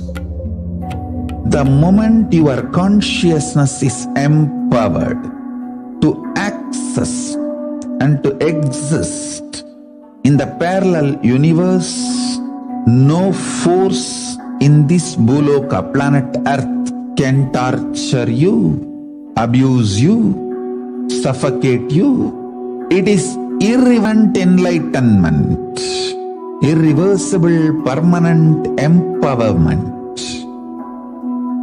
The source scriptures of Hinduism, the Vedas and Agamas, Bhagwan Paramashiva reveals about the importance of being initiated by a guru who is fit of giving for us to raise into the various states of consciousness and experience the higher time zones.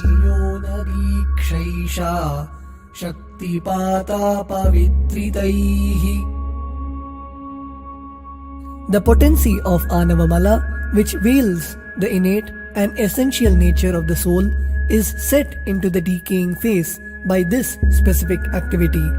Such specific activity is characteristically called Diksha.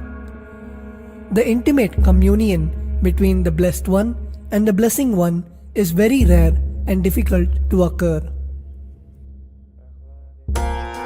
The Supreme Pontiff of Hinduism, Jagat Guru Mahasannidhanam, His Divine Holiness Bhagwan Nithyananda Paramashivam, is the 1008th incarnation of Paramashiva as per Hinduism, living amidst us today. Starting out at a young age and enduring years of intense penance, he persevered with the single-pointed vision of experiencing the ultimate oneness with Paramashiva, known as Paramadvaita. He traversed the length and breadth of India, initiated by his gurus into yoga, tantra, and other Eastern metaphysical sciences. After having many profound spiritual experiences, he finally received the ultimate experience of Paramashivoham, I am Paramashiva, from his guru Ardhanareeshwara, an incarnation of Paramashiva himself in the holy town of Tiruvannamalai in South India.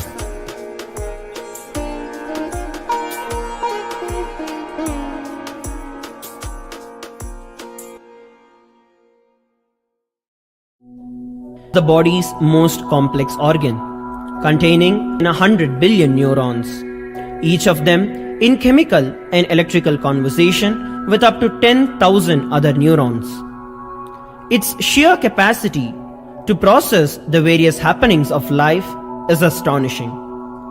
The scientific studies on the Supreme Pontiff of Hinduism's brain remarkably shows that the complexity presents no difficulty for the Supreme Pontiff of Hinduism in managing his brain's activity.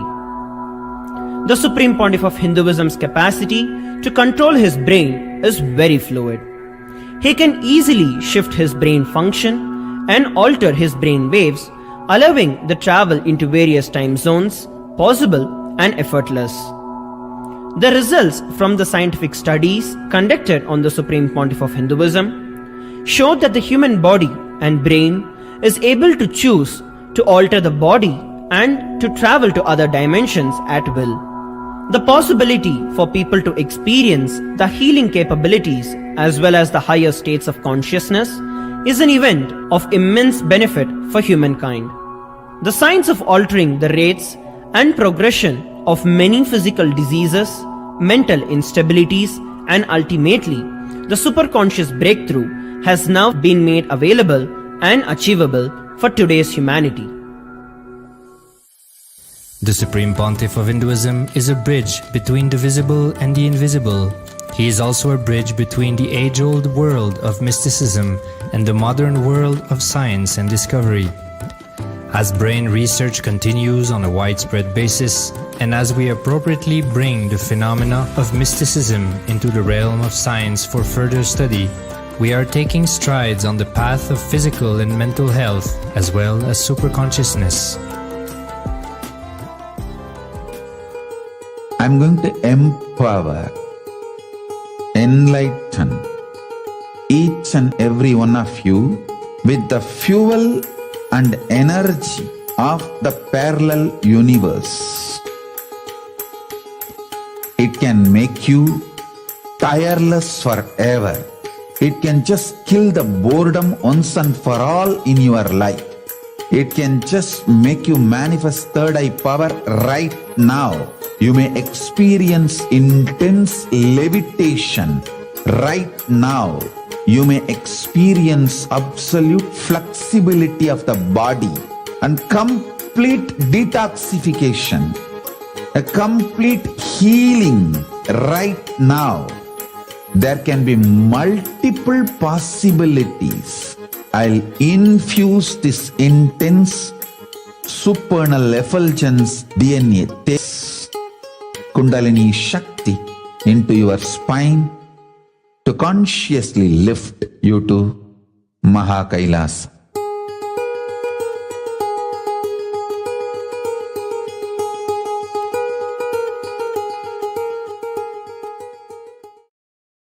A more intelligently connected world leads to a brighter future. An enlightened humanity leads to a better world. During the Paramashivam program, we help people to discover their superhuman possibilities and help them to find and achieve the true purpose of their birth by giving them the techniques, practices, and methodologies from the Vedagamas, the original source scriptures of Hinduism. The Supreme Pontiff of Hinduism is reviving the ancient original Vedas and Agamas in all its glory in a user-friendly way for the modern mind. Is transforming human beings into divine beings, initiating and replicating the 463 powers from the Agamas revealed by Paramashiva.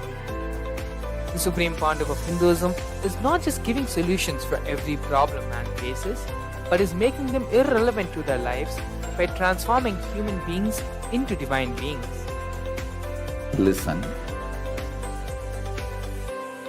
Any argument presented by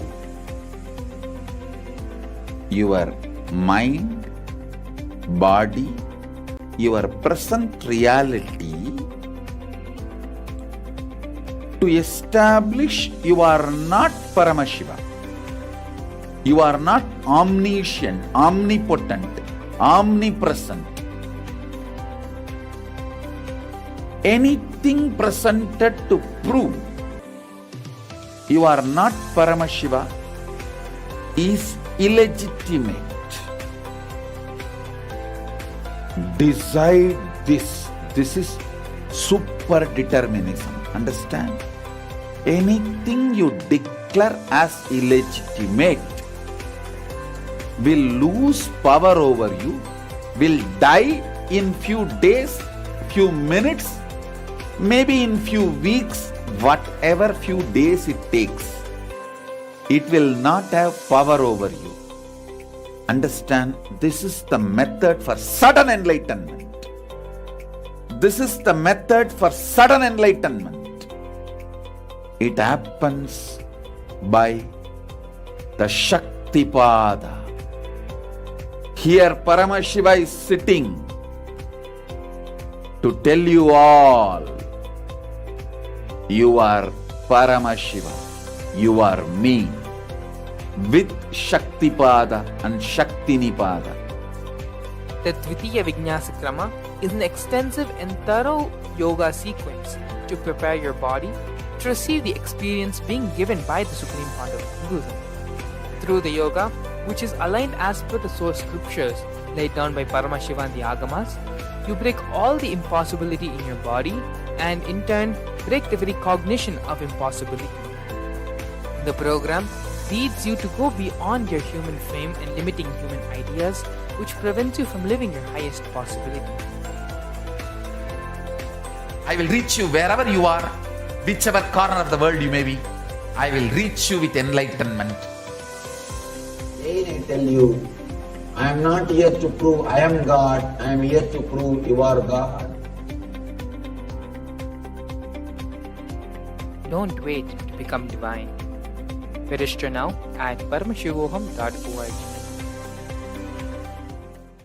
A more intelligently connected world.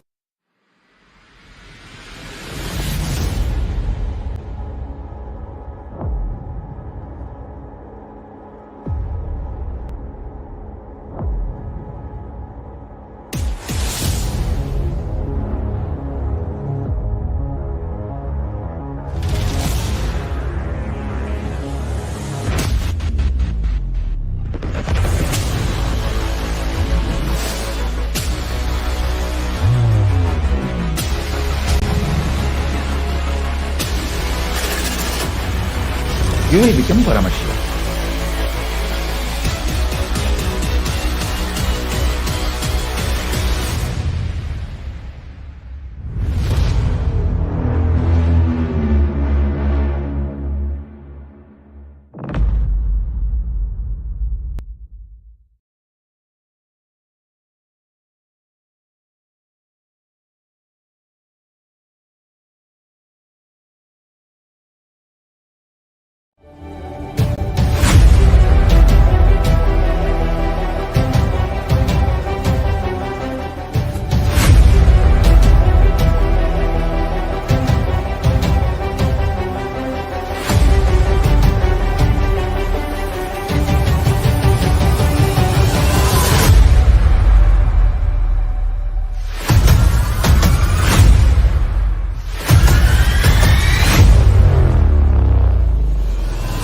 Whatever I shared till now, condensing the whole thing and reviving it as experience, starting from completion, unclutching, power manifestation, the spaciousness, your mind, body, yeti. To establish you are not Paramashiva. You are not omniscient, omnipotent, omnipresent. Anything presented to prove you are not Paramashiva is illegitimate. Decide this. This is super determinism. Understand? Anything you declare as illegitimate will lose power over you, will die in few days, few minutes, maybe in few weeks, whatever few days it takes. It will not have power over you. Understand, this is the method for sudden enlightenment. This is the method for sudden enlightenment.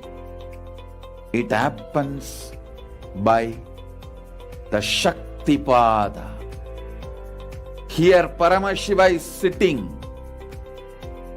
to tell you all, you are Paramashiva, you are me, with Shaktipada and Shaktinipada.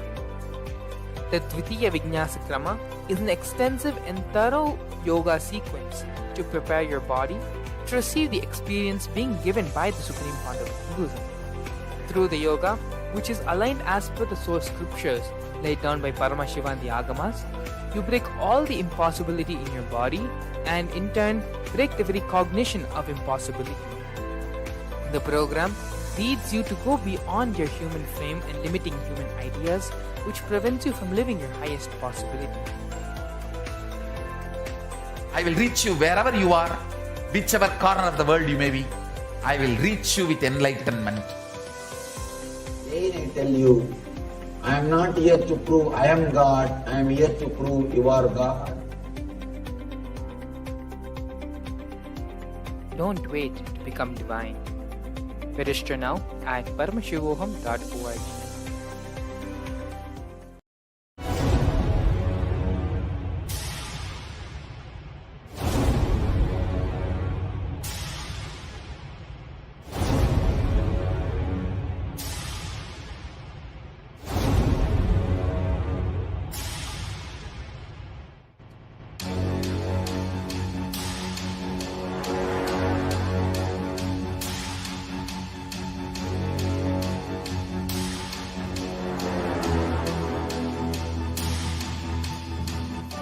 Understand? Literally last 39 years from the age of 5, whatever Paramashiva manifested through teaching, speaking, writing, every way, condensing the whole thing and presenting it to you all as experientially in these 21 days through this Jnana Charya, Jnana Kriya, Jnana Yoga, Jnana Jnana is Mahaparamashivoham. Lifestyle for just Paramashiva. Rituals to be just Paramashiva. Yoga for just being Paramashiva. Jnana, just Paramashiva. This Mahaparamashivoham is like literally the ultimate journey in a most safest way.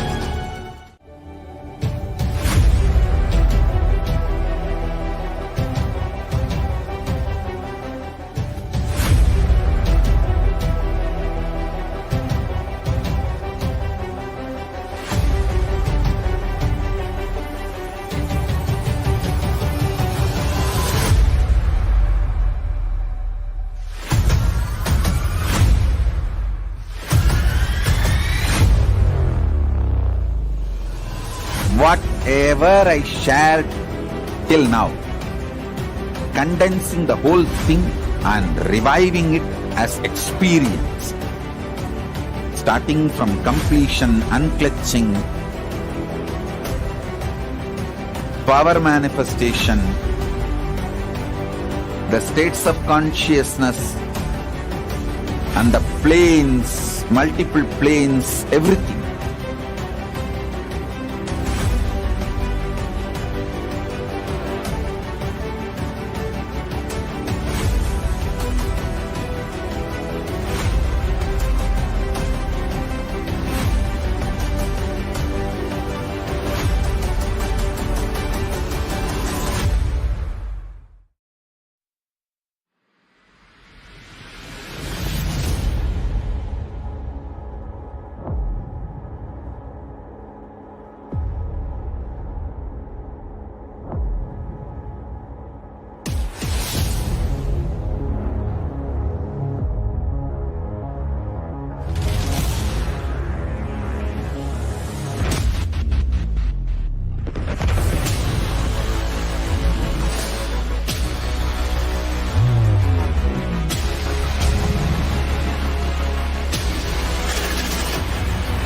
You will become Paramashivam.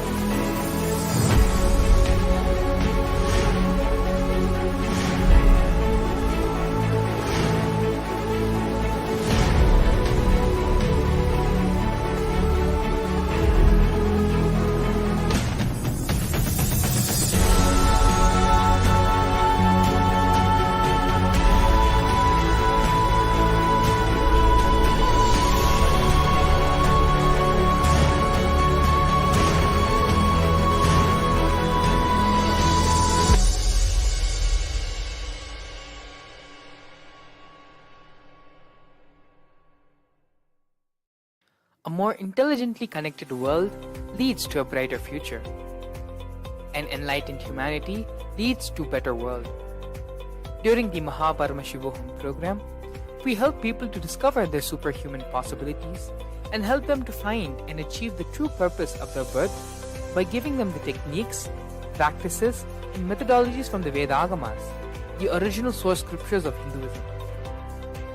The Supreme Pontiff of Hinduism is reviving the ancient original Vedas and Agamas in all its glory, in a user-friendly way for the modern mind.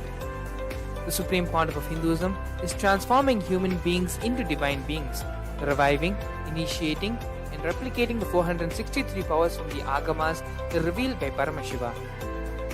The Supreme Pontiff of Hinduism is not just giving solutions for every problem man faces, but is making them irrelevant to their lives by transforming human beings into divine beings. Listen. Any argument presented by your mind, body, your present reality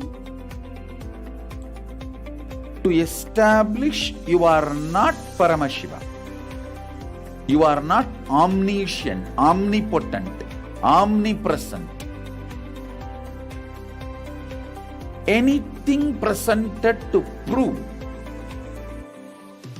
you are not Paramashiva is illegitimate. Decide this. This is super determinism. Understand?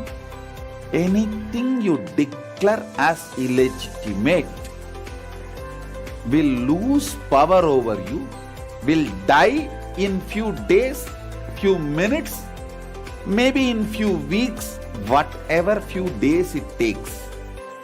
It will not have power over you. Understand? This is the method for sudden enlightenment. This is the method for sudden enlightenment. It happens by the Shaktipada. Here Paramashiva is sitting to tell you all, you are Paramashiva, you are me, with Shaktipada and Shaktinipada. The Dvitiya Vijnasakrama is an extensive and thorough sequence to prepare your body to receive the experience being given by the Supreme Founder of Hinduism. Through the yoga, which is aligned as per the source scriptures laid down by Paramashivam and the Agamas, you break all the impossibility in your body and in turn break the very cognition of impossibility. The program leads you to go beyond your human frame and limiting human ideas, which prevents you from living your highest possibility. I will reach you wherever you are, whichever corner of the world you may be. I will reach you with enlightenment. Again I tell you, I am not here to prove I am God, I am here to prove you are God. Don't wait to become divine. Register now at paramashivoham.org.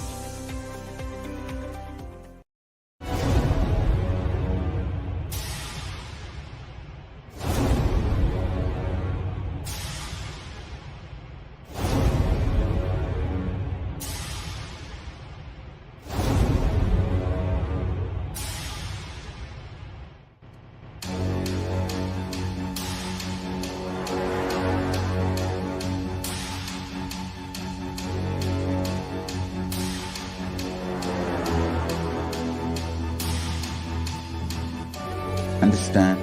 Literally last 39 years from the age of 5, whatever Paramashiva manifested through teaching, speaking, writing, every way, condensing the whole thing and presenting it to you all as experientially in these 21 days through this Jnana Charya, Jnana Kriya, Jnana Yoga, Jnana Jnana is Mahaparamashivoham. Lifestyle for just Paramashiva. Rituals to be just Paramashiva. Yoga for just being Paramashiva. Jnana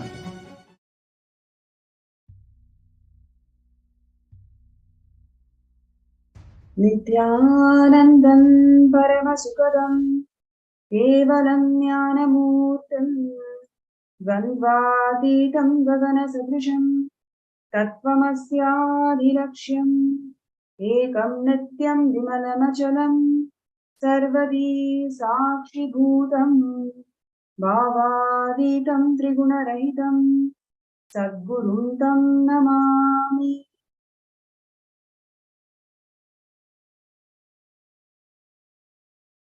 Nithyanandam, I welcome all the viewers and participants around the world for this excellent Bhava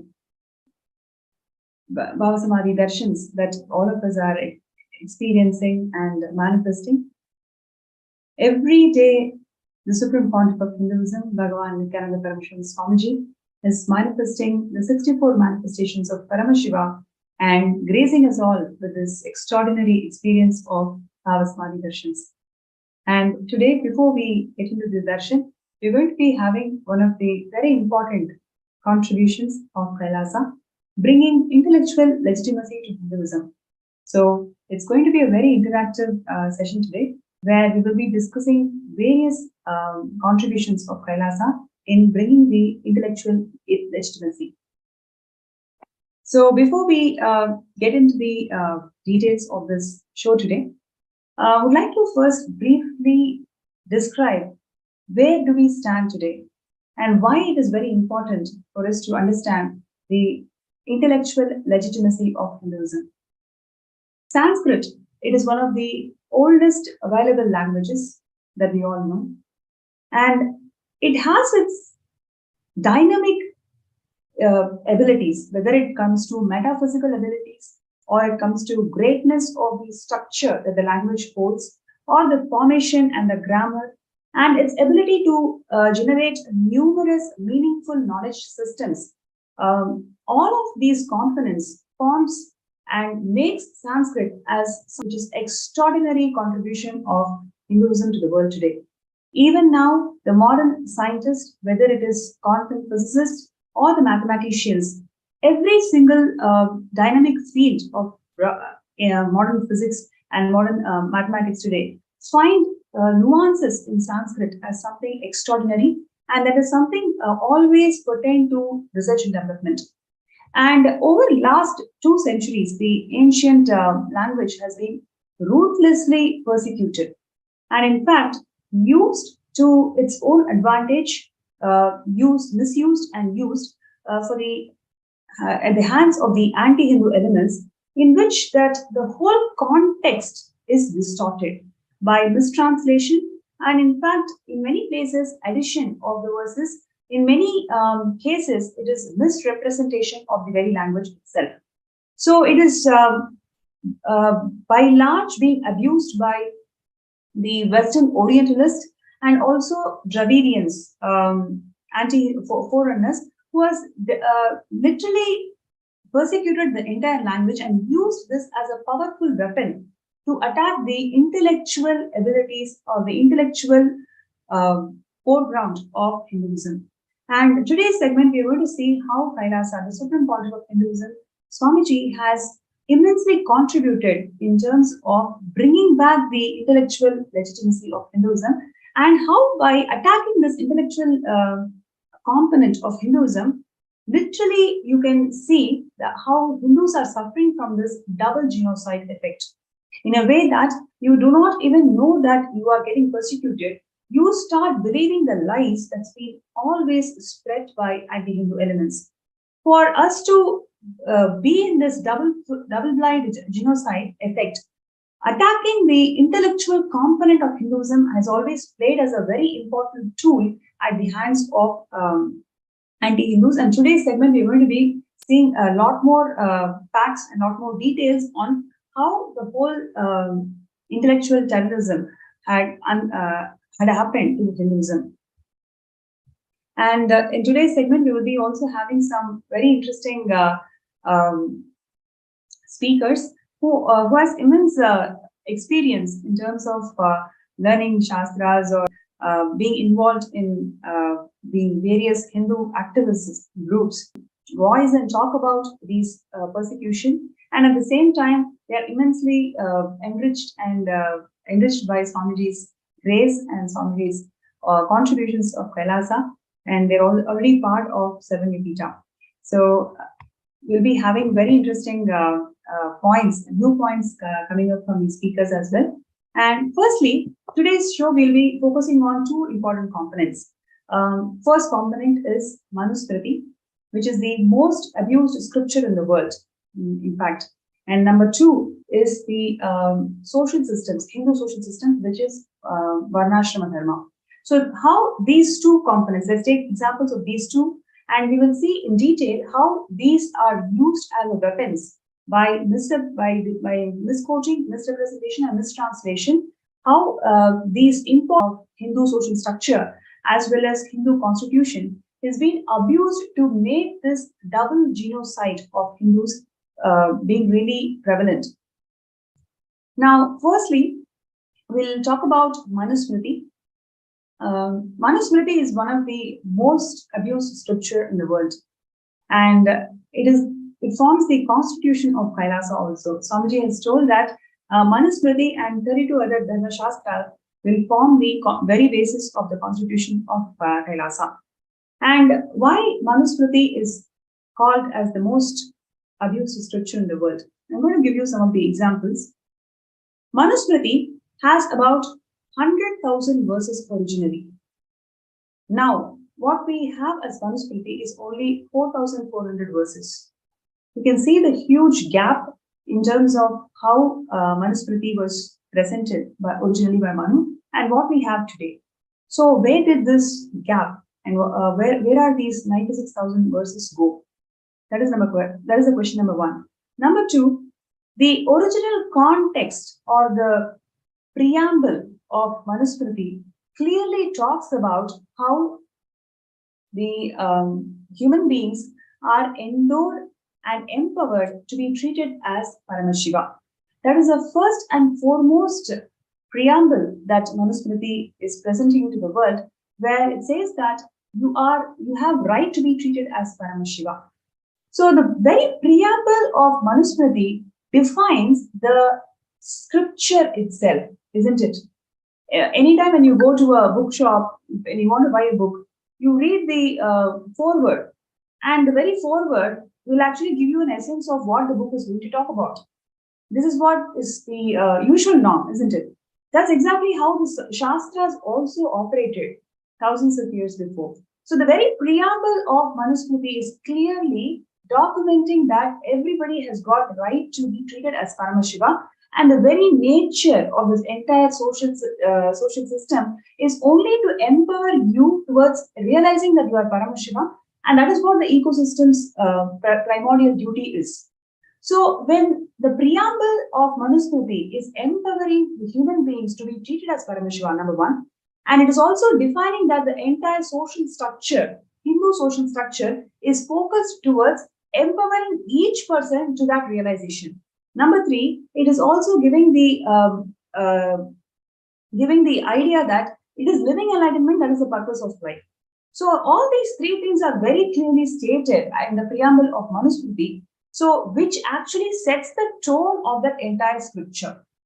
Now, if the preamble of Manusmriti is defined in this way, then how come what we know as Manusmriti today, how it is completely different?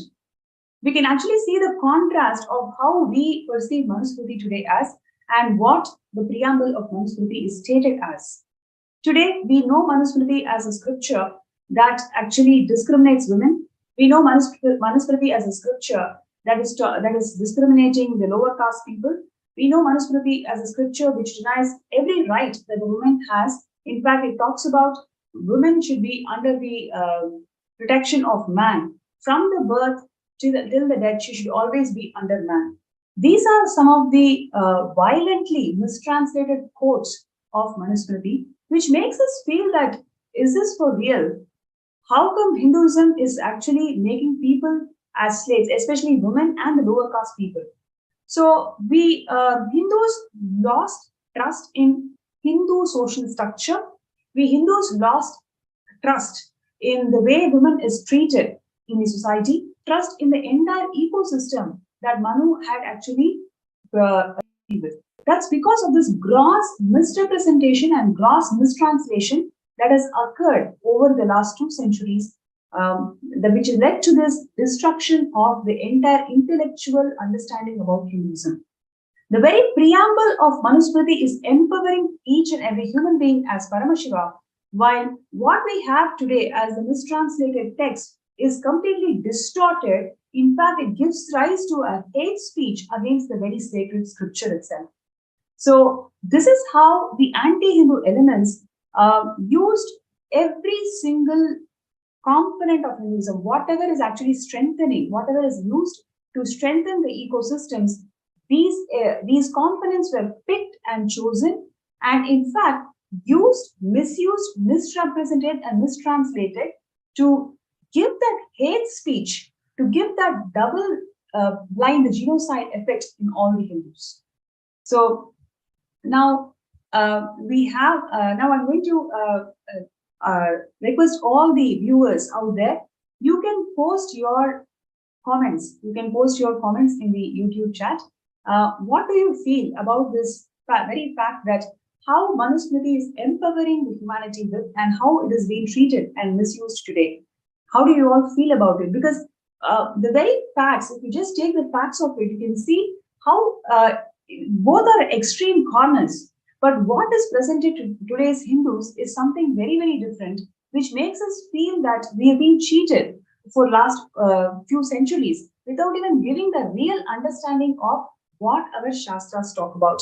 So I request all the viewers and participants today, you can post your feedback, your comments, and how do you feel about this in the Facebook group.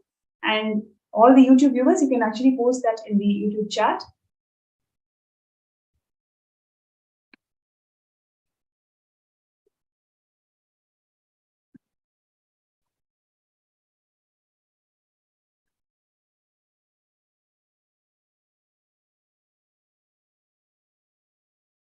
And requesting everybody to start posting your views about this entire intellectual terrorism that is happening to Hinduism today. So every view of yours really matters. Please understand, if you are part of Kailasa, if you're already part of Swamiji's programs, if you're already a disciple of Swamiji, then you are a Hindu activist. You are the true Hindu activist. Your voice really matters. Your view about what is happening to us today really matters. So I request everybody who's listening to the session, who's listening to the program, to please post your views. What do you really feel about it? Just to know the fact that one of the most abused scripture is actually one of the most misrepresented scripture in the world. It is actually empowering all of us to become Paramashiva, to be Paramashiva, to realize ourselves as the mistranslation and misrepresentation makes it look like every single human being out there in terms of and whatnot. So this gross injustice that is being incurred to our scriptures, what do you all feel? And your view really matters here. So I request everybody to take few minutes to post your understandings and whatever you feel, please post that in the chat. Sorry, not in the chat, in the FB group. So you can see there is a QR code that's been flashed on the screen. So you can scan the QR code and it directly leads you to FB group. And in the FB group, you can post your feedback and your thoughts.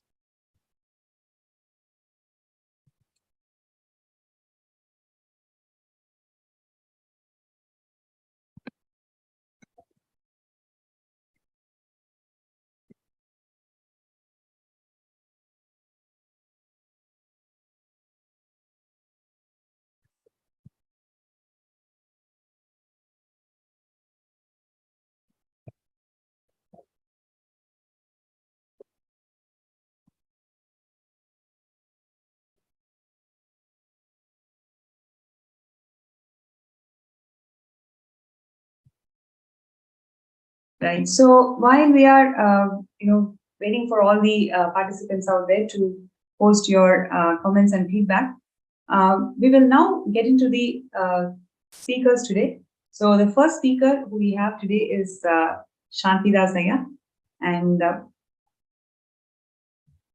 so I welcome Shantidas Ayya to the show today. Nithyananda Ayya.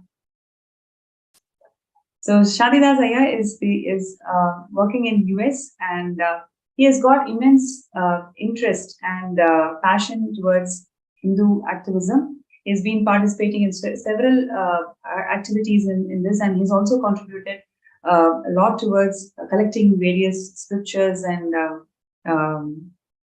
various scriptures of Hinduism. And he's one of the 70 Yajmans of Kailasa. So it's my pleasure to welcome Shantidas Ayya to the show today. Nithyananda. Thank you. Nithyananda. Great. Thank you so much, Ayya, for joining the show today. And I would really like to hear from you, your first-hand ideas on the topic that we are discussing today, which is intellectual terrorism that's been incurred by the anti-Hindu elements for the last 2 centuries, and how Swamiji is bringing the intellectual legitimacy for Hinduism. Yes. So we need to reflect a little bit in terms so that we better understand intellectual terrorism and its basis. So if we look at our history, we were colonized. In fact, today we are still colonized mentally, if not like politically. We got some, maybe we have some political freedom, but still we are intellectually colonized for more than 1,000 years. And if we look at the genesis of the colonization process, how it started, and then maybe what are the important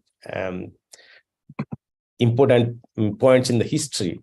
One of the key points in the history, that was the caste system that was introduced by British and if you look at it, in like 1870, they passed Criminal Tribals Act. and they passed that Criminal Tribals Act after 1857, the very first revolution where practically every, which was, it started with the few soldiers in the British Army, few Indian soldiers with the British Army, but it was fueled by a specific section of the society who were the landlords and the agriculture, mostly into the agriculture. Okay. Sure. That when, after the 1857 mutiny, it's called Sepoy Mutiny mostly, but it's a revolution that happened where a common people, like the landlords, then the people, those who are doing farming, they participated in this 1857 mutiny. So British took an oath saying that, okay, we will destroy the society to the point that it can never come back. So they passed a law called Criminals Tribal Act. So if you look at Criminals Tribal Act, what it is essentially by a certain, they are able to group a specific set of community are by birth criminals. So what it means is that they do not have any rights in the society. So essentially, they categorized a certain section of the community are slaves. So they have no right. Essentially, if you look at untouchability today, it's essentially that section of the society. Actually, it's a very important point what Shantidas Iyer is bringing to the show today. Invariably, through Macaulay education, all the Indians and Hindus are educated that it is Manu Shastra which has brought this very idea of slavery in the social structure, whether it is in terms of Sudras do not have right to education, Shudras cannot enter into temples, and whatnot. What amount of lies and hate speech has been spread against Manu Shastra in today's Macaulay's textbooks and everywhere. But it is actually through this criminal, sorry, what is the act, Aya? Criminal Tribes Act. Yes, the Criminal Tribes Act. Criminal Tribes Act of 1890. According to this act, certain sections of the society were termed as criminals by birth.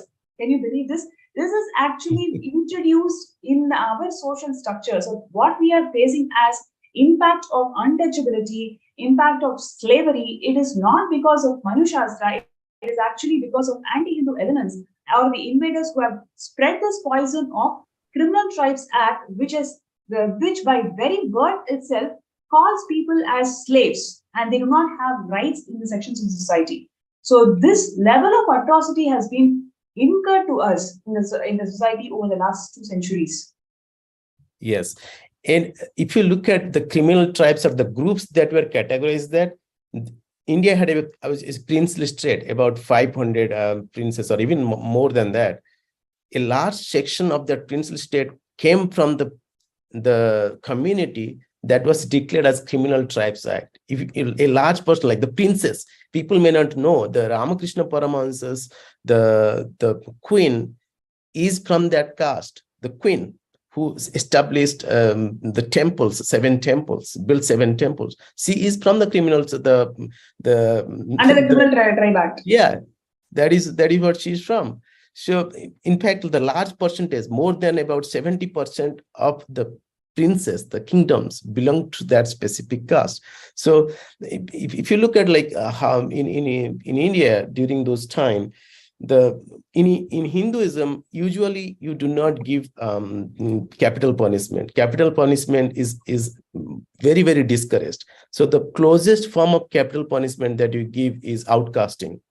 So outcasting is essentially equivalent to you basically outcast them, and it was essentially this section of the people were outcasted from the society. So nobody can. They were untouchable. In fact, it was mostly like slaves in USA, the way the British or the whites brought in slavery into USA. The same thing happened there. They had no rights. They had completely separated from the society. They had a kind of they cannot even go to certain areas.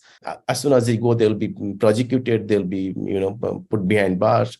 So if you look at it, the Dalits, today's Dalits or any communities that we talk about essentially comes from that group. And again, the second thing they did is that they tried to group the Varna and Jati into 4 different castes. hierarchical caste, which was not there. In fact, the very first time they introduced this, people fought about saying that I do not belong to this because it doesn't make any sense to me. Because so essentially, every community will have different, like, let's say that they do it based on some specific formula. Nobody could fit into that formula. So there was so much of chaos around it. So they force-fitted that and they tied that into the specific government schemes so that it is enforced in every aspect of the society. That's what they did. That's the very first thing they did. Wow. And the first forward, if you look at it, what is means, if you look at Hinduism, what it is means, again, I'm trying to simplify it for the purpose of our discussion here. We are saying that everybody is an infinite expression of cosmos. Everybody is essentially infinity, right? So if we think in that terms, if we contemplate on that specific aspect of Hinduism, essentially you are talking about an infinite number of infinite possibilities. That is what is Hinduism is basically. The very first statement is you are divine and you are an infinite possible of the divine, one of the infinite possible of the divine.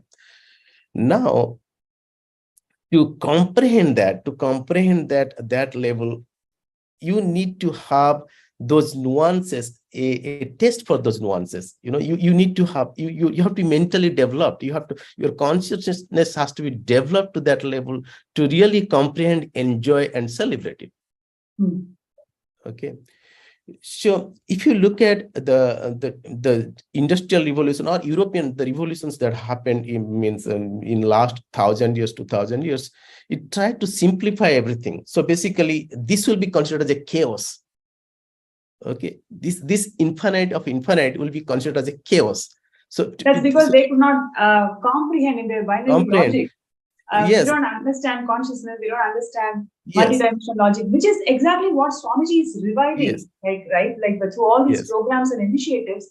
And Satsang, Swamiji is bringing back that very mental setup of Hindus, which can think beyond this binary. See, one of the things that Swamiji recently shared was there is nothing called box is a hoax, and growth is always. Swamiji shared that box is a hoax. Growth is never linear. It is only vertical, and growth is explosion and positive explosion. So this is the very mental setup of Hindus, and that is exactly what Swamiji is reviving through various programs, initiatives, and initiations. Again and again, bringing us that legitimacy of Hinduism, intellectual legitimacy of Hinduism. Yes, ma. So essentially, I would like to just add, welcome Dr. Murali also to this panel now, because he is very interested to share his thoughts on the same topic that you were sharing about the Criminal Tribes Act. So I thought, maybe this is the best time to add Dr. Murali also to this show. Nithyananda Murali, yeah. So, dear viewers, we have Dr. Murali joining us in this panel now. So he's a Hindu activist. He used to be a Hindu activist, and now he's a real Hindu activist.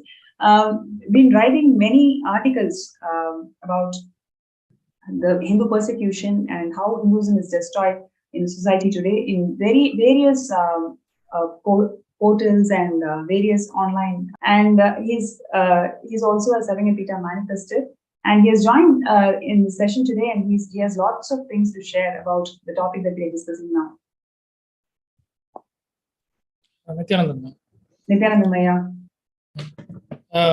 So yeah, I mean, this used to be and still is one of my a topic of great interest, because I've been writing about this for a very long time, actually, and actually, so recently you would have heard about this portal called Chat GPT, which is an artificial intelligence search engine. Which actually gives answers for questions you put across, including writing code for you and things like that. It does a lot of fascinating things. It's a great tool, but it also exposes the outright bias of the Western academia and how the translation has been deliberately misdone.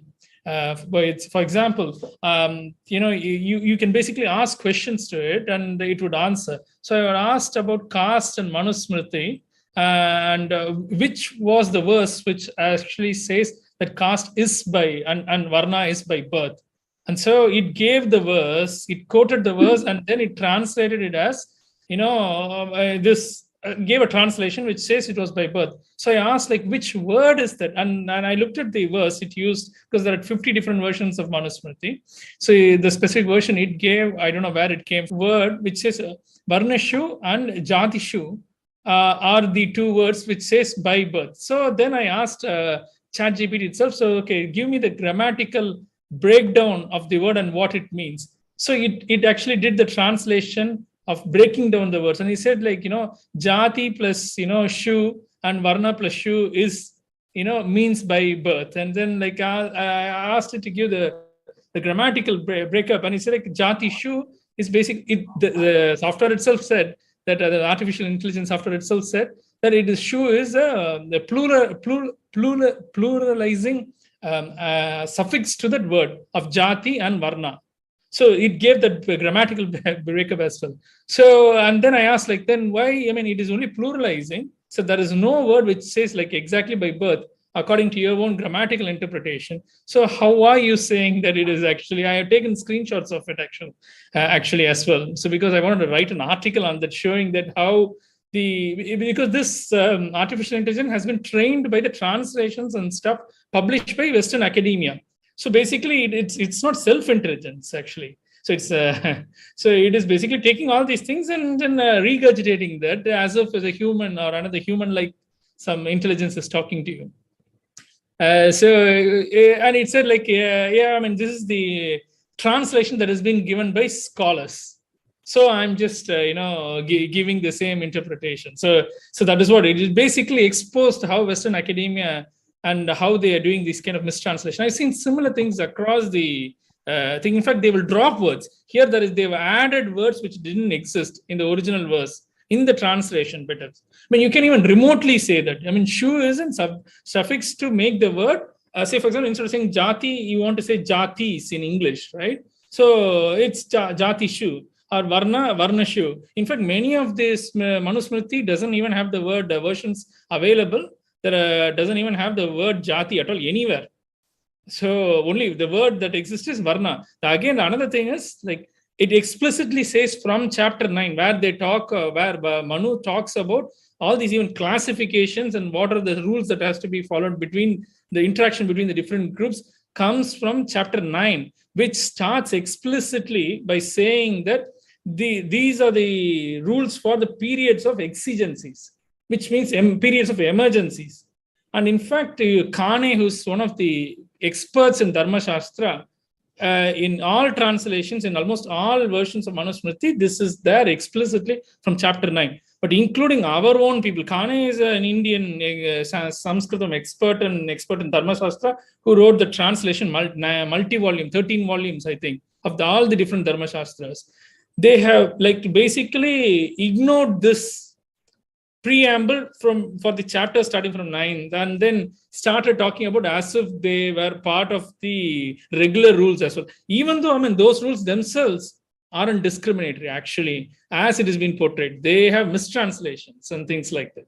So sadly, that is the state of affairs, because we just wanted to believe the Western, the British colonial and the Christian missionary narrative and translation. Even those great Sanskritam experts who did a genuine translation, they themselves fell for it because they missed literal phrases and preambles. Even though they wrote it down in the translation, they put that line, and after that they will ignore what, I mean, those lines actually mean. That is the impact of the double genocide that has incurred to the brainwash. Yes, we are totally brainwashed. Even though we know the language, even though we know the translation, even though we translate it rightly, but we forget it because we are so accustomed to the reality to discriminate women, it is going to discriminate Shudras. These are all the ideas that has been imprinted in our brains. So even the Sanskrit scholars are not able to see through this whole thing, and they just fall prey for this. Yes. And also, I'll give you an example. Beautifully brought up the topic of Criminal Tribes Act. In fact, the whole terminology now we use, scheduled caste and scheduled tribe, originated with the Criminal Tribes Act, where they had an appendix, a schedule to the statute, the law, which listed the tribes and the castes. In fact, in Tamil Nadu, you will know, Tamil Nadu, the caste called the Parayar community. The Parayar community, according to British own written records, which was republished by Dharampal in the 1980s, shows that Parayars, and still are, many people in many of the villages still know that only the Talayari, Talayari literally means the village chief, can only be from the Parayar community. So if the village chief can only be from the Parayar community, how can they become the untouchable? So what was the traditional job of the Talayari was to guard the village. You would have also heard of the caste Padayachi. Padai means army. So Padayachi are the people who went and worked in the army. So Talayari are the people who are the internal security, the police department. It's like the commissioners and deputy commissioners and assistant commissioners we have now in the modern system. In fact, that job of being the police of the community in the village was taken away from them by the British using the Madras Police Act, which is the act which is followed all across India till date for the system of the Indian police service. So it's so ridiculous. And then they were actually classified as criminal tribes under the Criminal Tribes Act.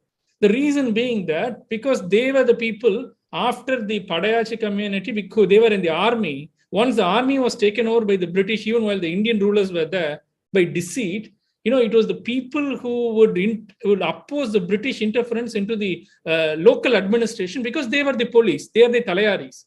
So they were targeted by British and made into untouchable. And when the Criminal Tribes Act came into existence, obviously people stopped associating with themselves because anybody who associates with the criminal will be classified as criminal. Even now the police, right? If you have somebody in your family who had done a crime, they will treat the whole family as of being criminal, and then they will harass you and things like that. If your neighbor is so, if you talk to them, then they will come and question you. Oh, what is the connection between you and things like that? Especially if those people are from the lower middle class and the economically downtrodden classes. So this is a tactic they still use. So people force themselves to be dissociated because out of fear.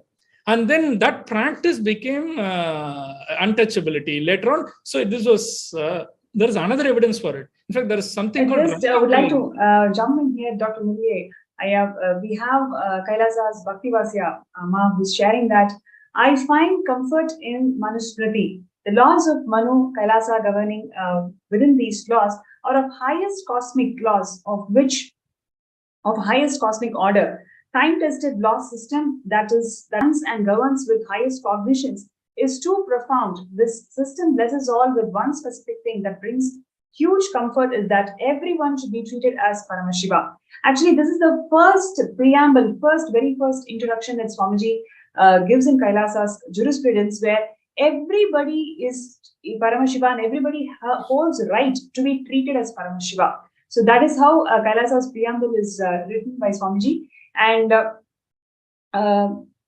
Bhaktivasya shares that I am grateful for the system that is complete and has no ulterior motives. It is complete and treats everyone from the space of completion. And we have Wai Chun Yup, who says that I have known my master for 8 months. In these 8 months, I have witnessed many miracles. My master has asked me to demonstrate what compassion and love is. Every perfection touched my soul, and I'm completely moved and respected. Master is too great. He is the future of mankind. So beautiful. In the lines of what Mulle was sharing, I just would like to add a couple of things. Aya, you were talking about how this Parayars, people from the south, I'm sure there's so much of revolution happened in this work called Parayar. And in fact, they are actually the village security guards. They come from a very respectable positions. Oh, no, not security. They're like the police.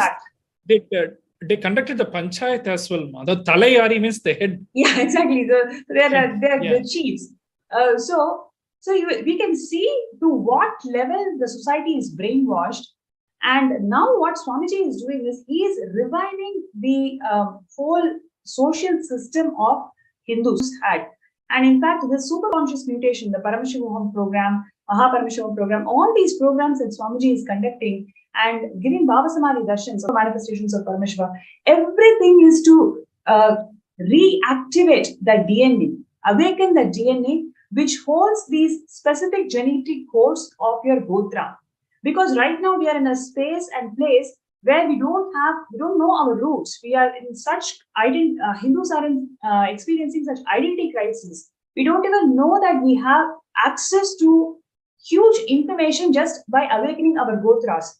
Because our social systems are so much has undergone so much of persecution, we don't know the values and we don't know the immense potential that exists in these Gotras, which is what Swamiji is awakening through all these initiations and superconscious mutation processes. So that this is one more unique contribution of Swamiji in awakening the Gotras and the potential that each human being holds through awakening of these genetic codes that exist in Gotras.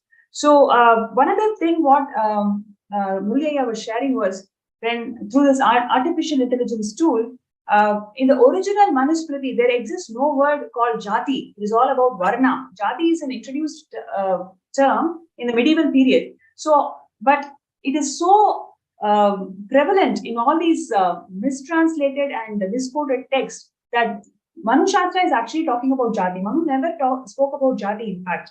So that is one of the other important things which I wanted to highlight in what Dr. Murliaya was sharing. So, Shantira Sayal, do you want to add anything to what we're discussing here right now?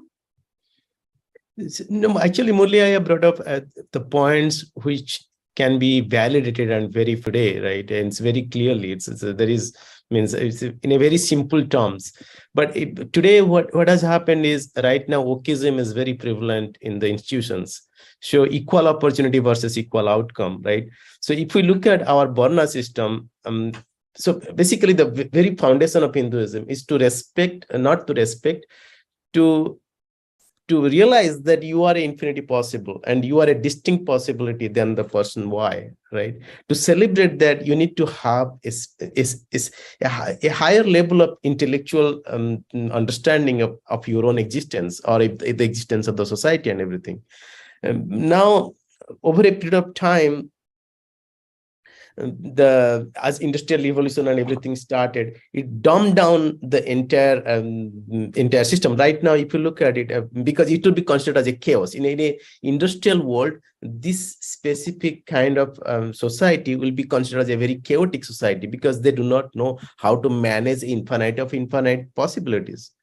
It will be considered as a very chaotic. So what they do is they try to dumb down everything in a very simple terms. So that way people's cognition do not go beyond those dumbed down things. Like, for example, Democrat, Republicans. Oh, person A is a Democrat, person B is a Republican. At the most, you will have a centrist. But that is, they dumb down to the point that it becomes easily digestible to the individual, to be communicated to the individual, but still you will be in the control of the narrative.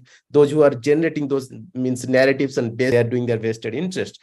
And the same thing, if you look at today in the academia, what is happening is you have wokeism is very prevalent, which basically gives prevalence to equal outcome versus equal opportunity. So if you look at in a Hindu system, everything was based around giving equal opportunity to achieve the enlightenment at the end of the day, where, however, at the same time, optimizing your ability to produce everything, to produce and give back to the society in your context, right?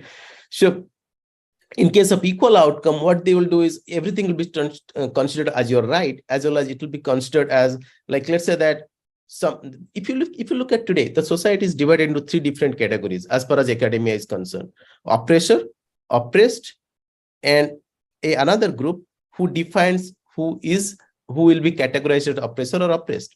The 3 different categories, and all the academia studies is defined in along those 3 lines.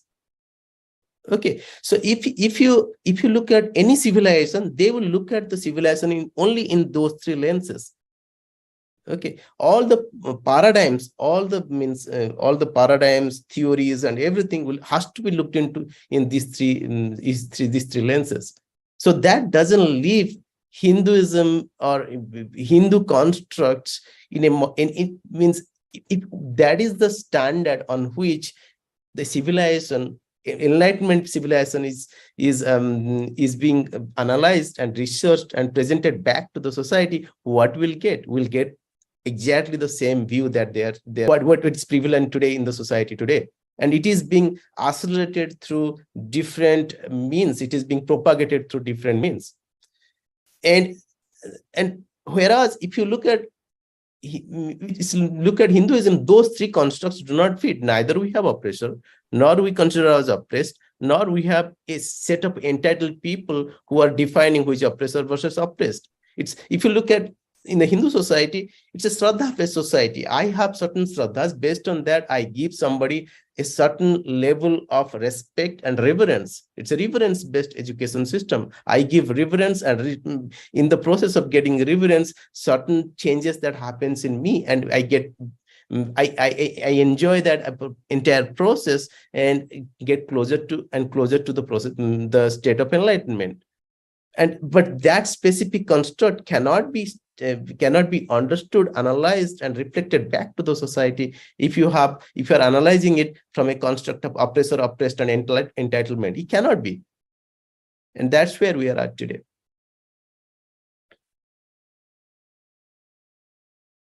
Yes, absolutely. And how do you see Swamiji's contribution over the last 30 years is deeply influencing the Hindu youth in understanding the real intellectual wealth that Hinduism holds? Yes, ma. So basically, if you look, if I understand Swamiji, it means it will be too small for me to understand. But if you look at Swamiji's vision is to revive Hinduism as per Hinduism, not through authentically revive Hinduism as per Hinduism, right? So the very first bold statement, Swamiji, nobody has made so far. Manusmriti is part of Kailasa's constitution. What does it tell? That itself tells to the Hindu youth who wants to get. Oh yeah, initially he'll be confused.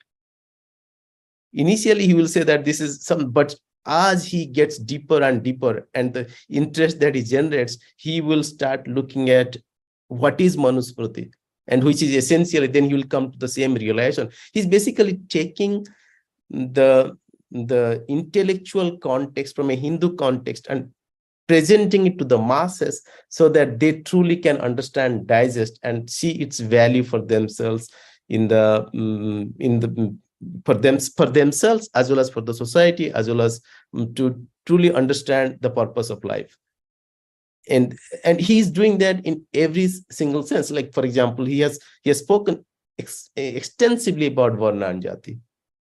Extensively. It means he has written articles on it. It means he himself has written, I think, 1 or 2 articles, or we have transcribed few of his satsangs as articles that I have read in the past.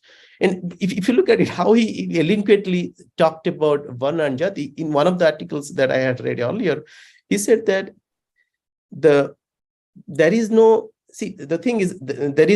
capital difference between a Brahmin teaching something and someone else. Let's say that somebody is let's say that the Brahmin's teaching from a capitalistic point of view has no greater value than somebody producing grain. Like so there is at that level quality.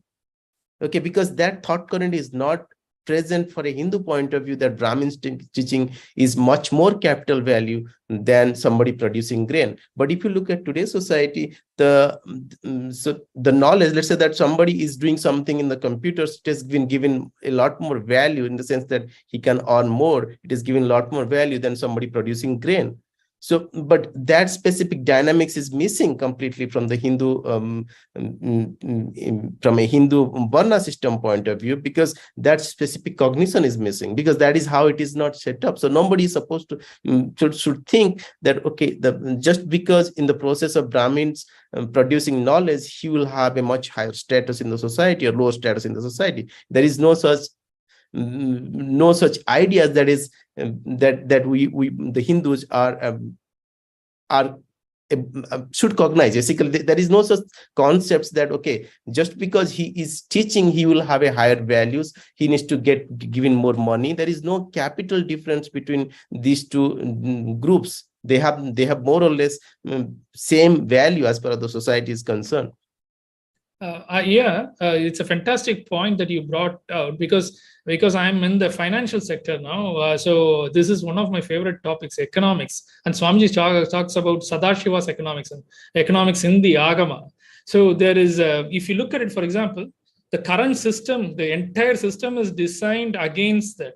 For example, say somebody in agriculture will take, say, 3 months to produce $1,000 worth of goods, because he's at the mercy of nature and everything, and it takes time in agriculture. A computer programmer will make the same $1,000 in a month, and somebody in Wall Street will do it, say, in 1 day, make it. So its efficiency is very high. See, the different industries have different efficiencies. So using the same unit of economics, currency, that is, in all these fields, is to actually enslave the agriculturist and destroy it. So because, and so that is why in Agama Swamiji says, essential things like food produce, agricultural produce, and education and healthcare things is all by banter system, or it is taken care of by the community. For example, those days, if you look at it, the Vaidya, that is the community, the village, the doctor would actually have, like Swamiji has mentioned this, like will have a share coming to them from the entire village agricultural produce for whatever that family and he needs to survive. So he will be taken care of. So he will always take care of the village's health instead of taking care of them once they fall ill, so that it produces income for him, right? So, and there is no currency there at all. So they will not be running behind currencies. Now, anybody from all the way up to somebody who works as a laborer, to all the way somebody who's on Wall Street is running after the same currency. That is why everybody is running after investment, share market, mutual funds, and things like that. So basically what they have done is the economic system in the West is designed in a way, currency, otherwise their whole life and their retirement is insecure. So constantly people are made feel insecure. So, and also then they have this kind of dividing concept, binary concept like Republican, Democrat. So constantly people fight at all the level, from the level of economics to the level of politics. So they are never at peace, so that you can divide and rule and you can enslave them. So this entire system from politics to economics is set up in a way to divide people, to make them run after basic existential security, so that you can keep them enslaved and keep them, dominate them and keep them divided. So they will fight amongst them. So like, for example, yesterday Swamiji talked about how Tamil people have been made to fight amongst themselves, because by putting them into two different camps, one for the container, which is the language, and another for the content, which is for the culture and civilization. And these two people are fighting. We are fighting amongst ourselves. I'm from a Tamil community. We are fighting amongst ourselves and we are killing ourselves. So in the US, it's even worse. Democrats and, the left and right, the left side of your body and the right side of your body is like literally cutting yourself off. I can't even go and look at the comments on a financial website like investing.com. All the time, Democrats and Republicans are literally killing each other off verbally. I really avoid going below. I stopped reading regular news and I never go to regular news sites or anything. Even financial sites, you cannot look at them. Investing.com, what is that for, there for Democrats and Republicans to come and fight? And they like literally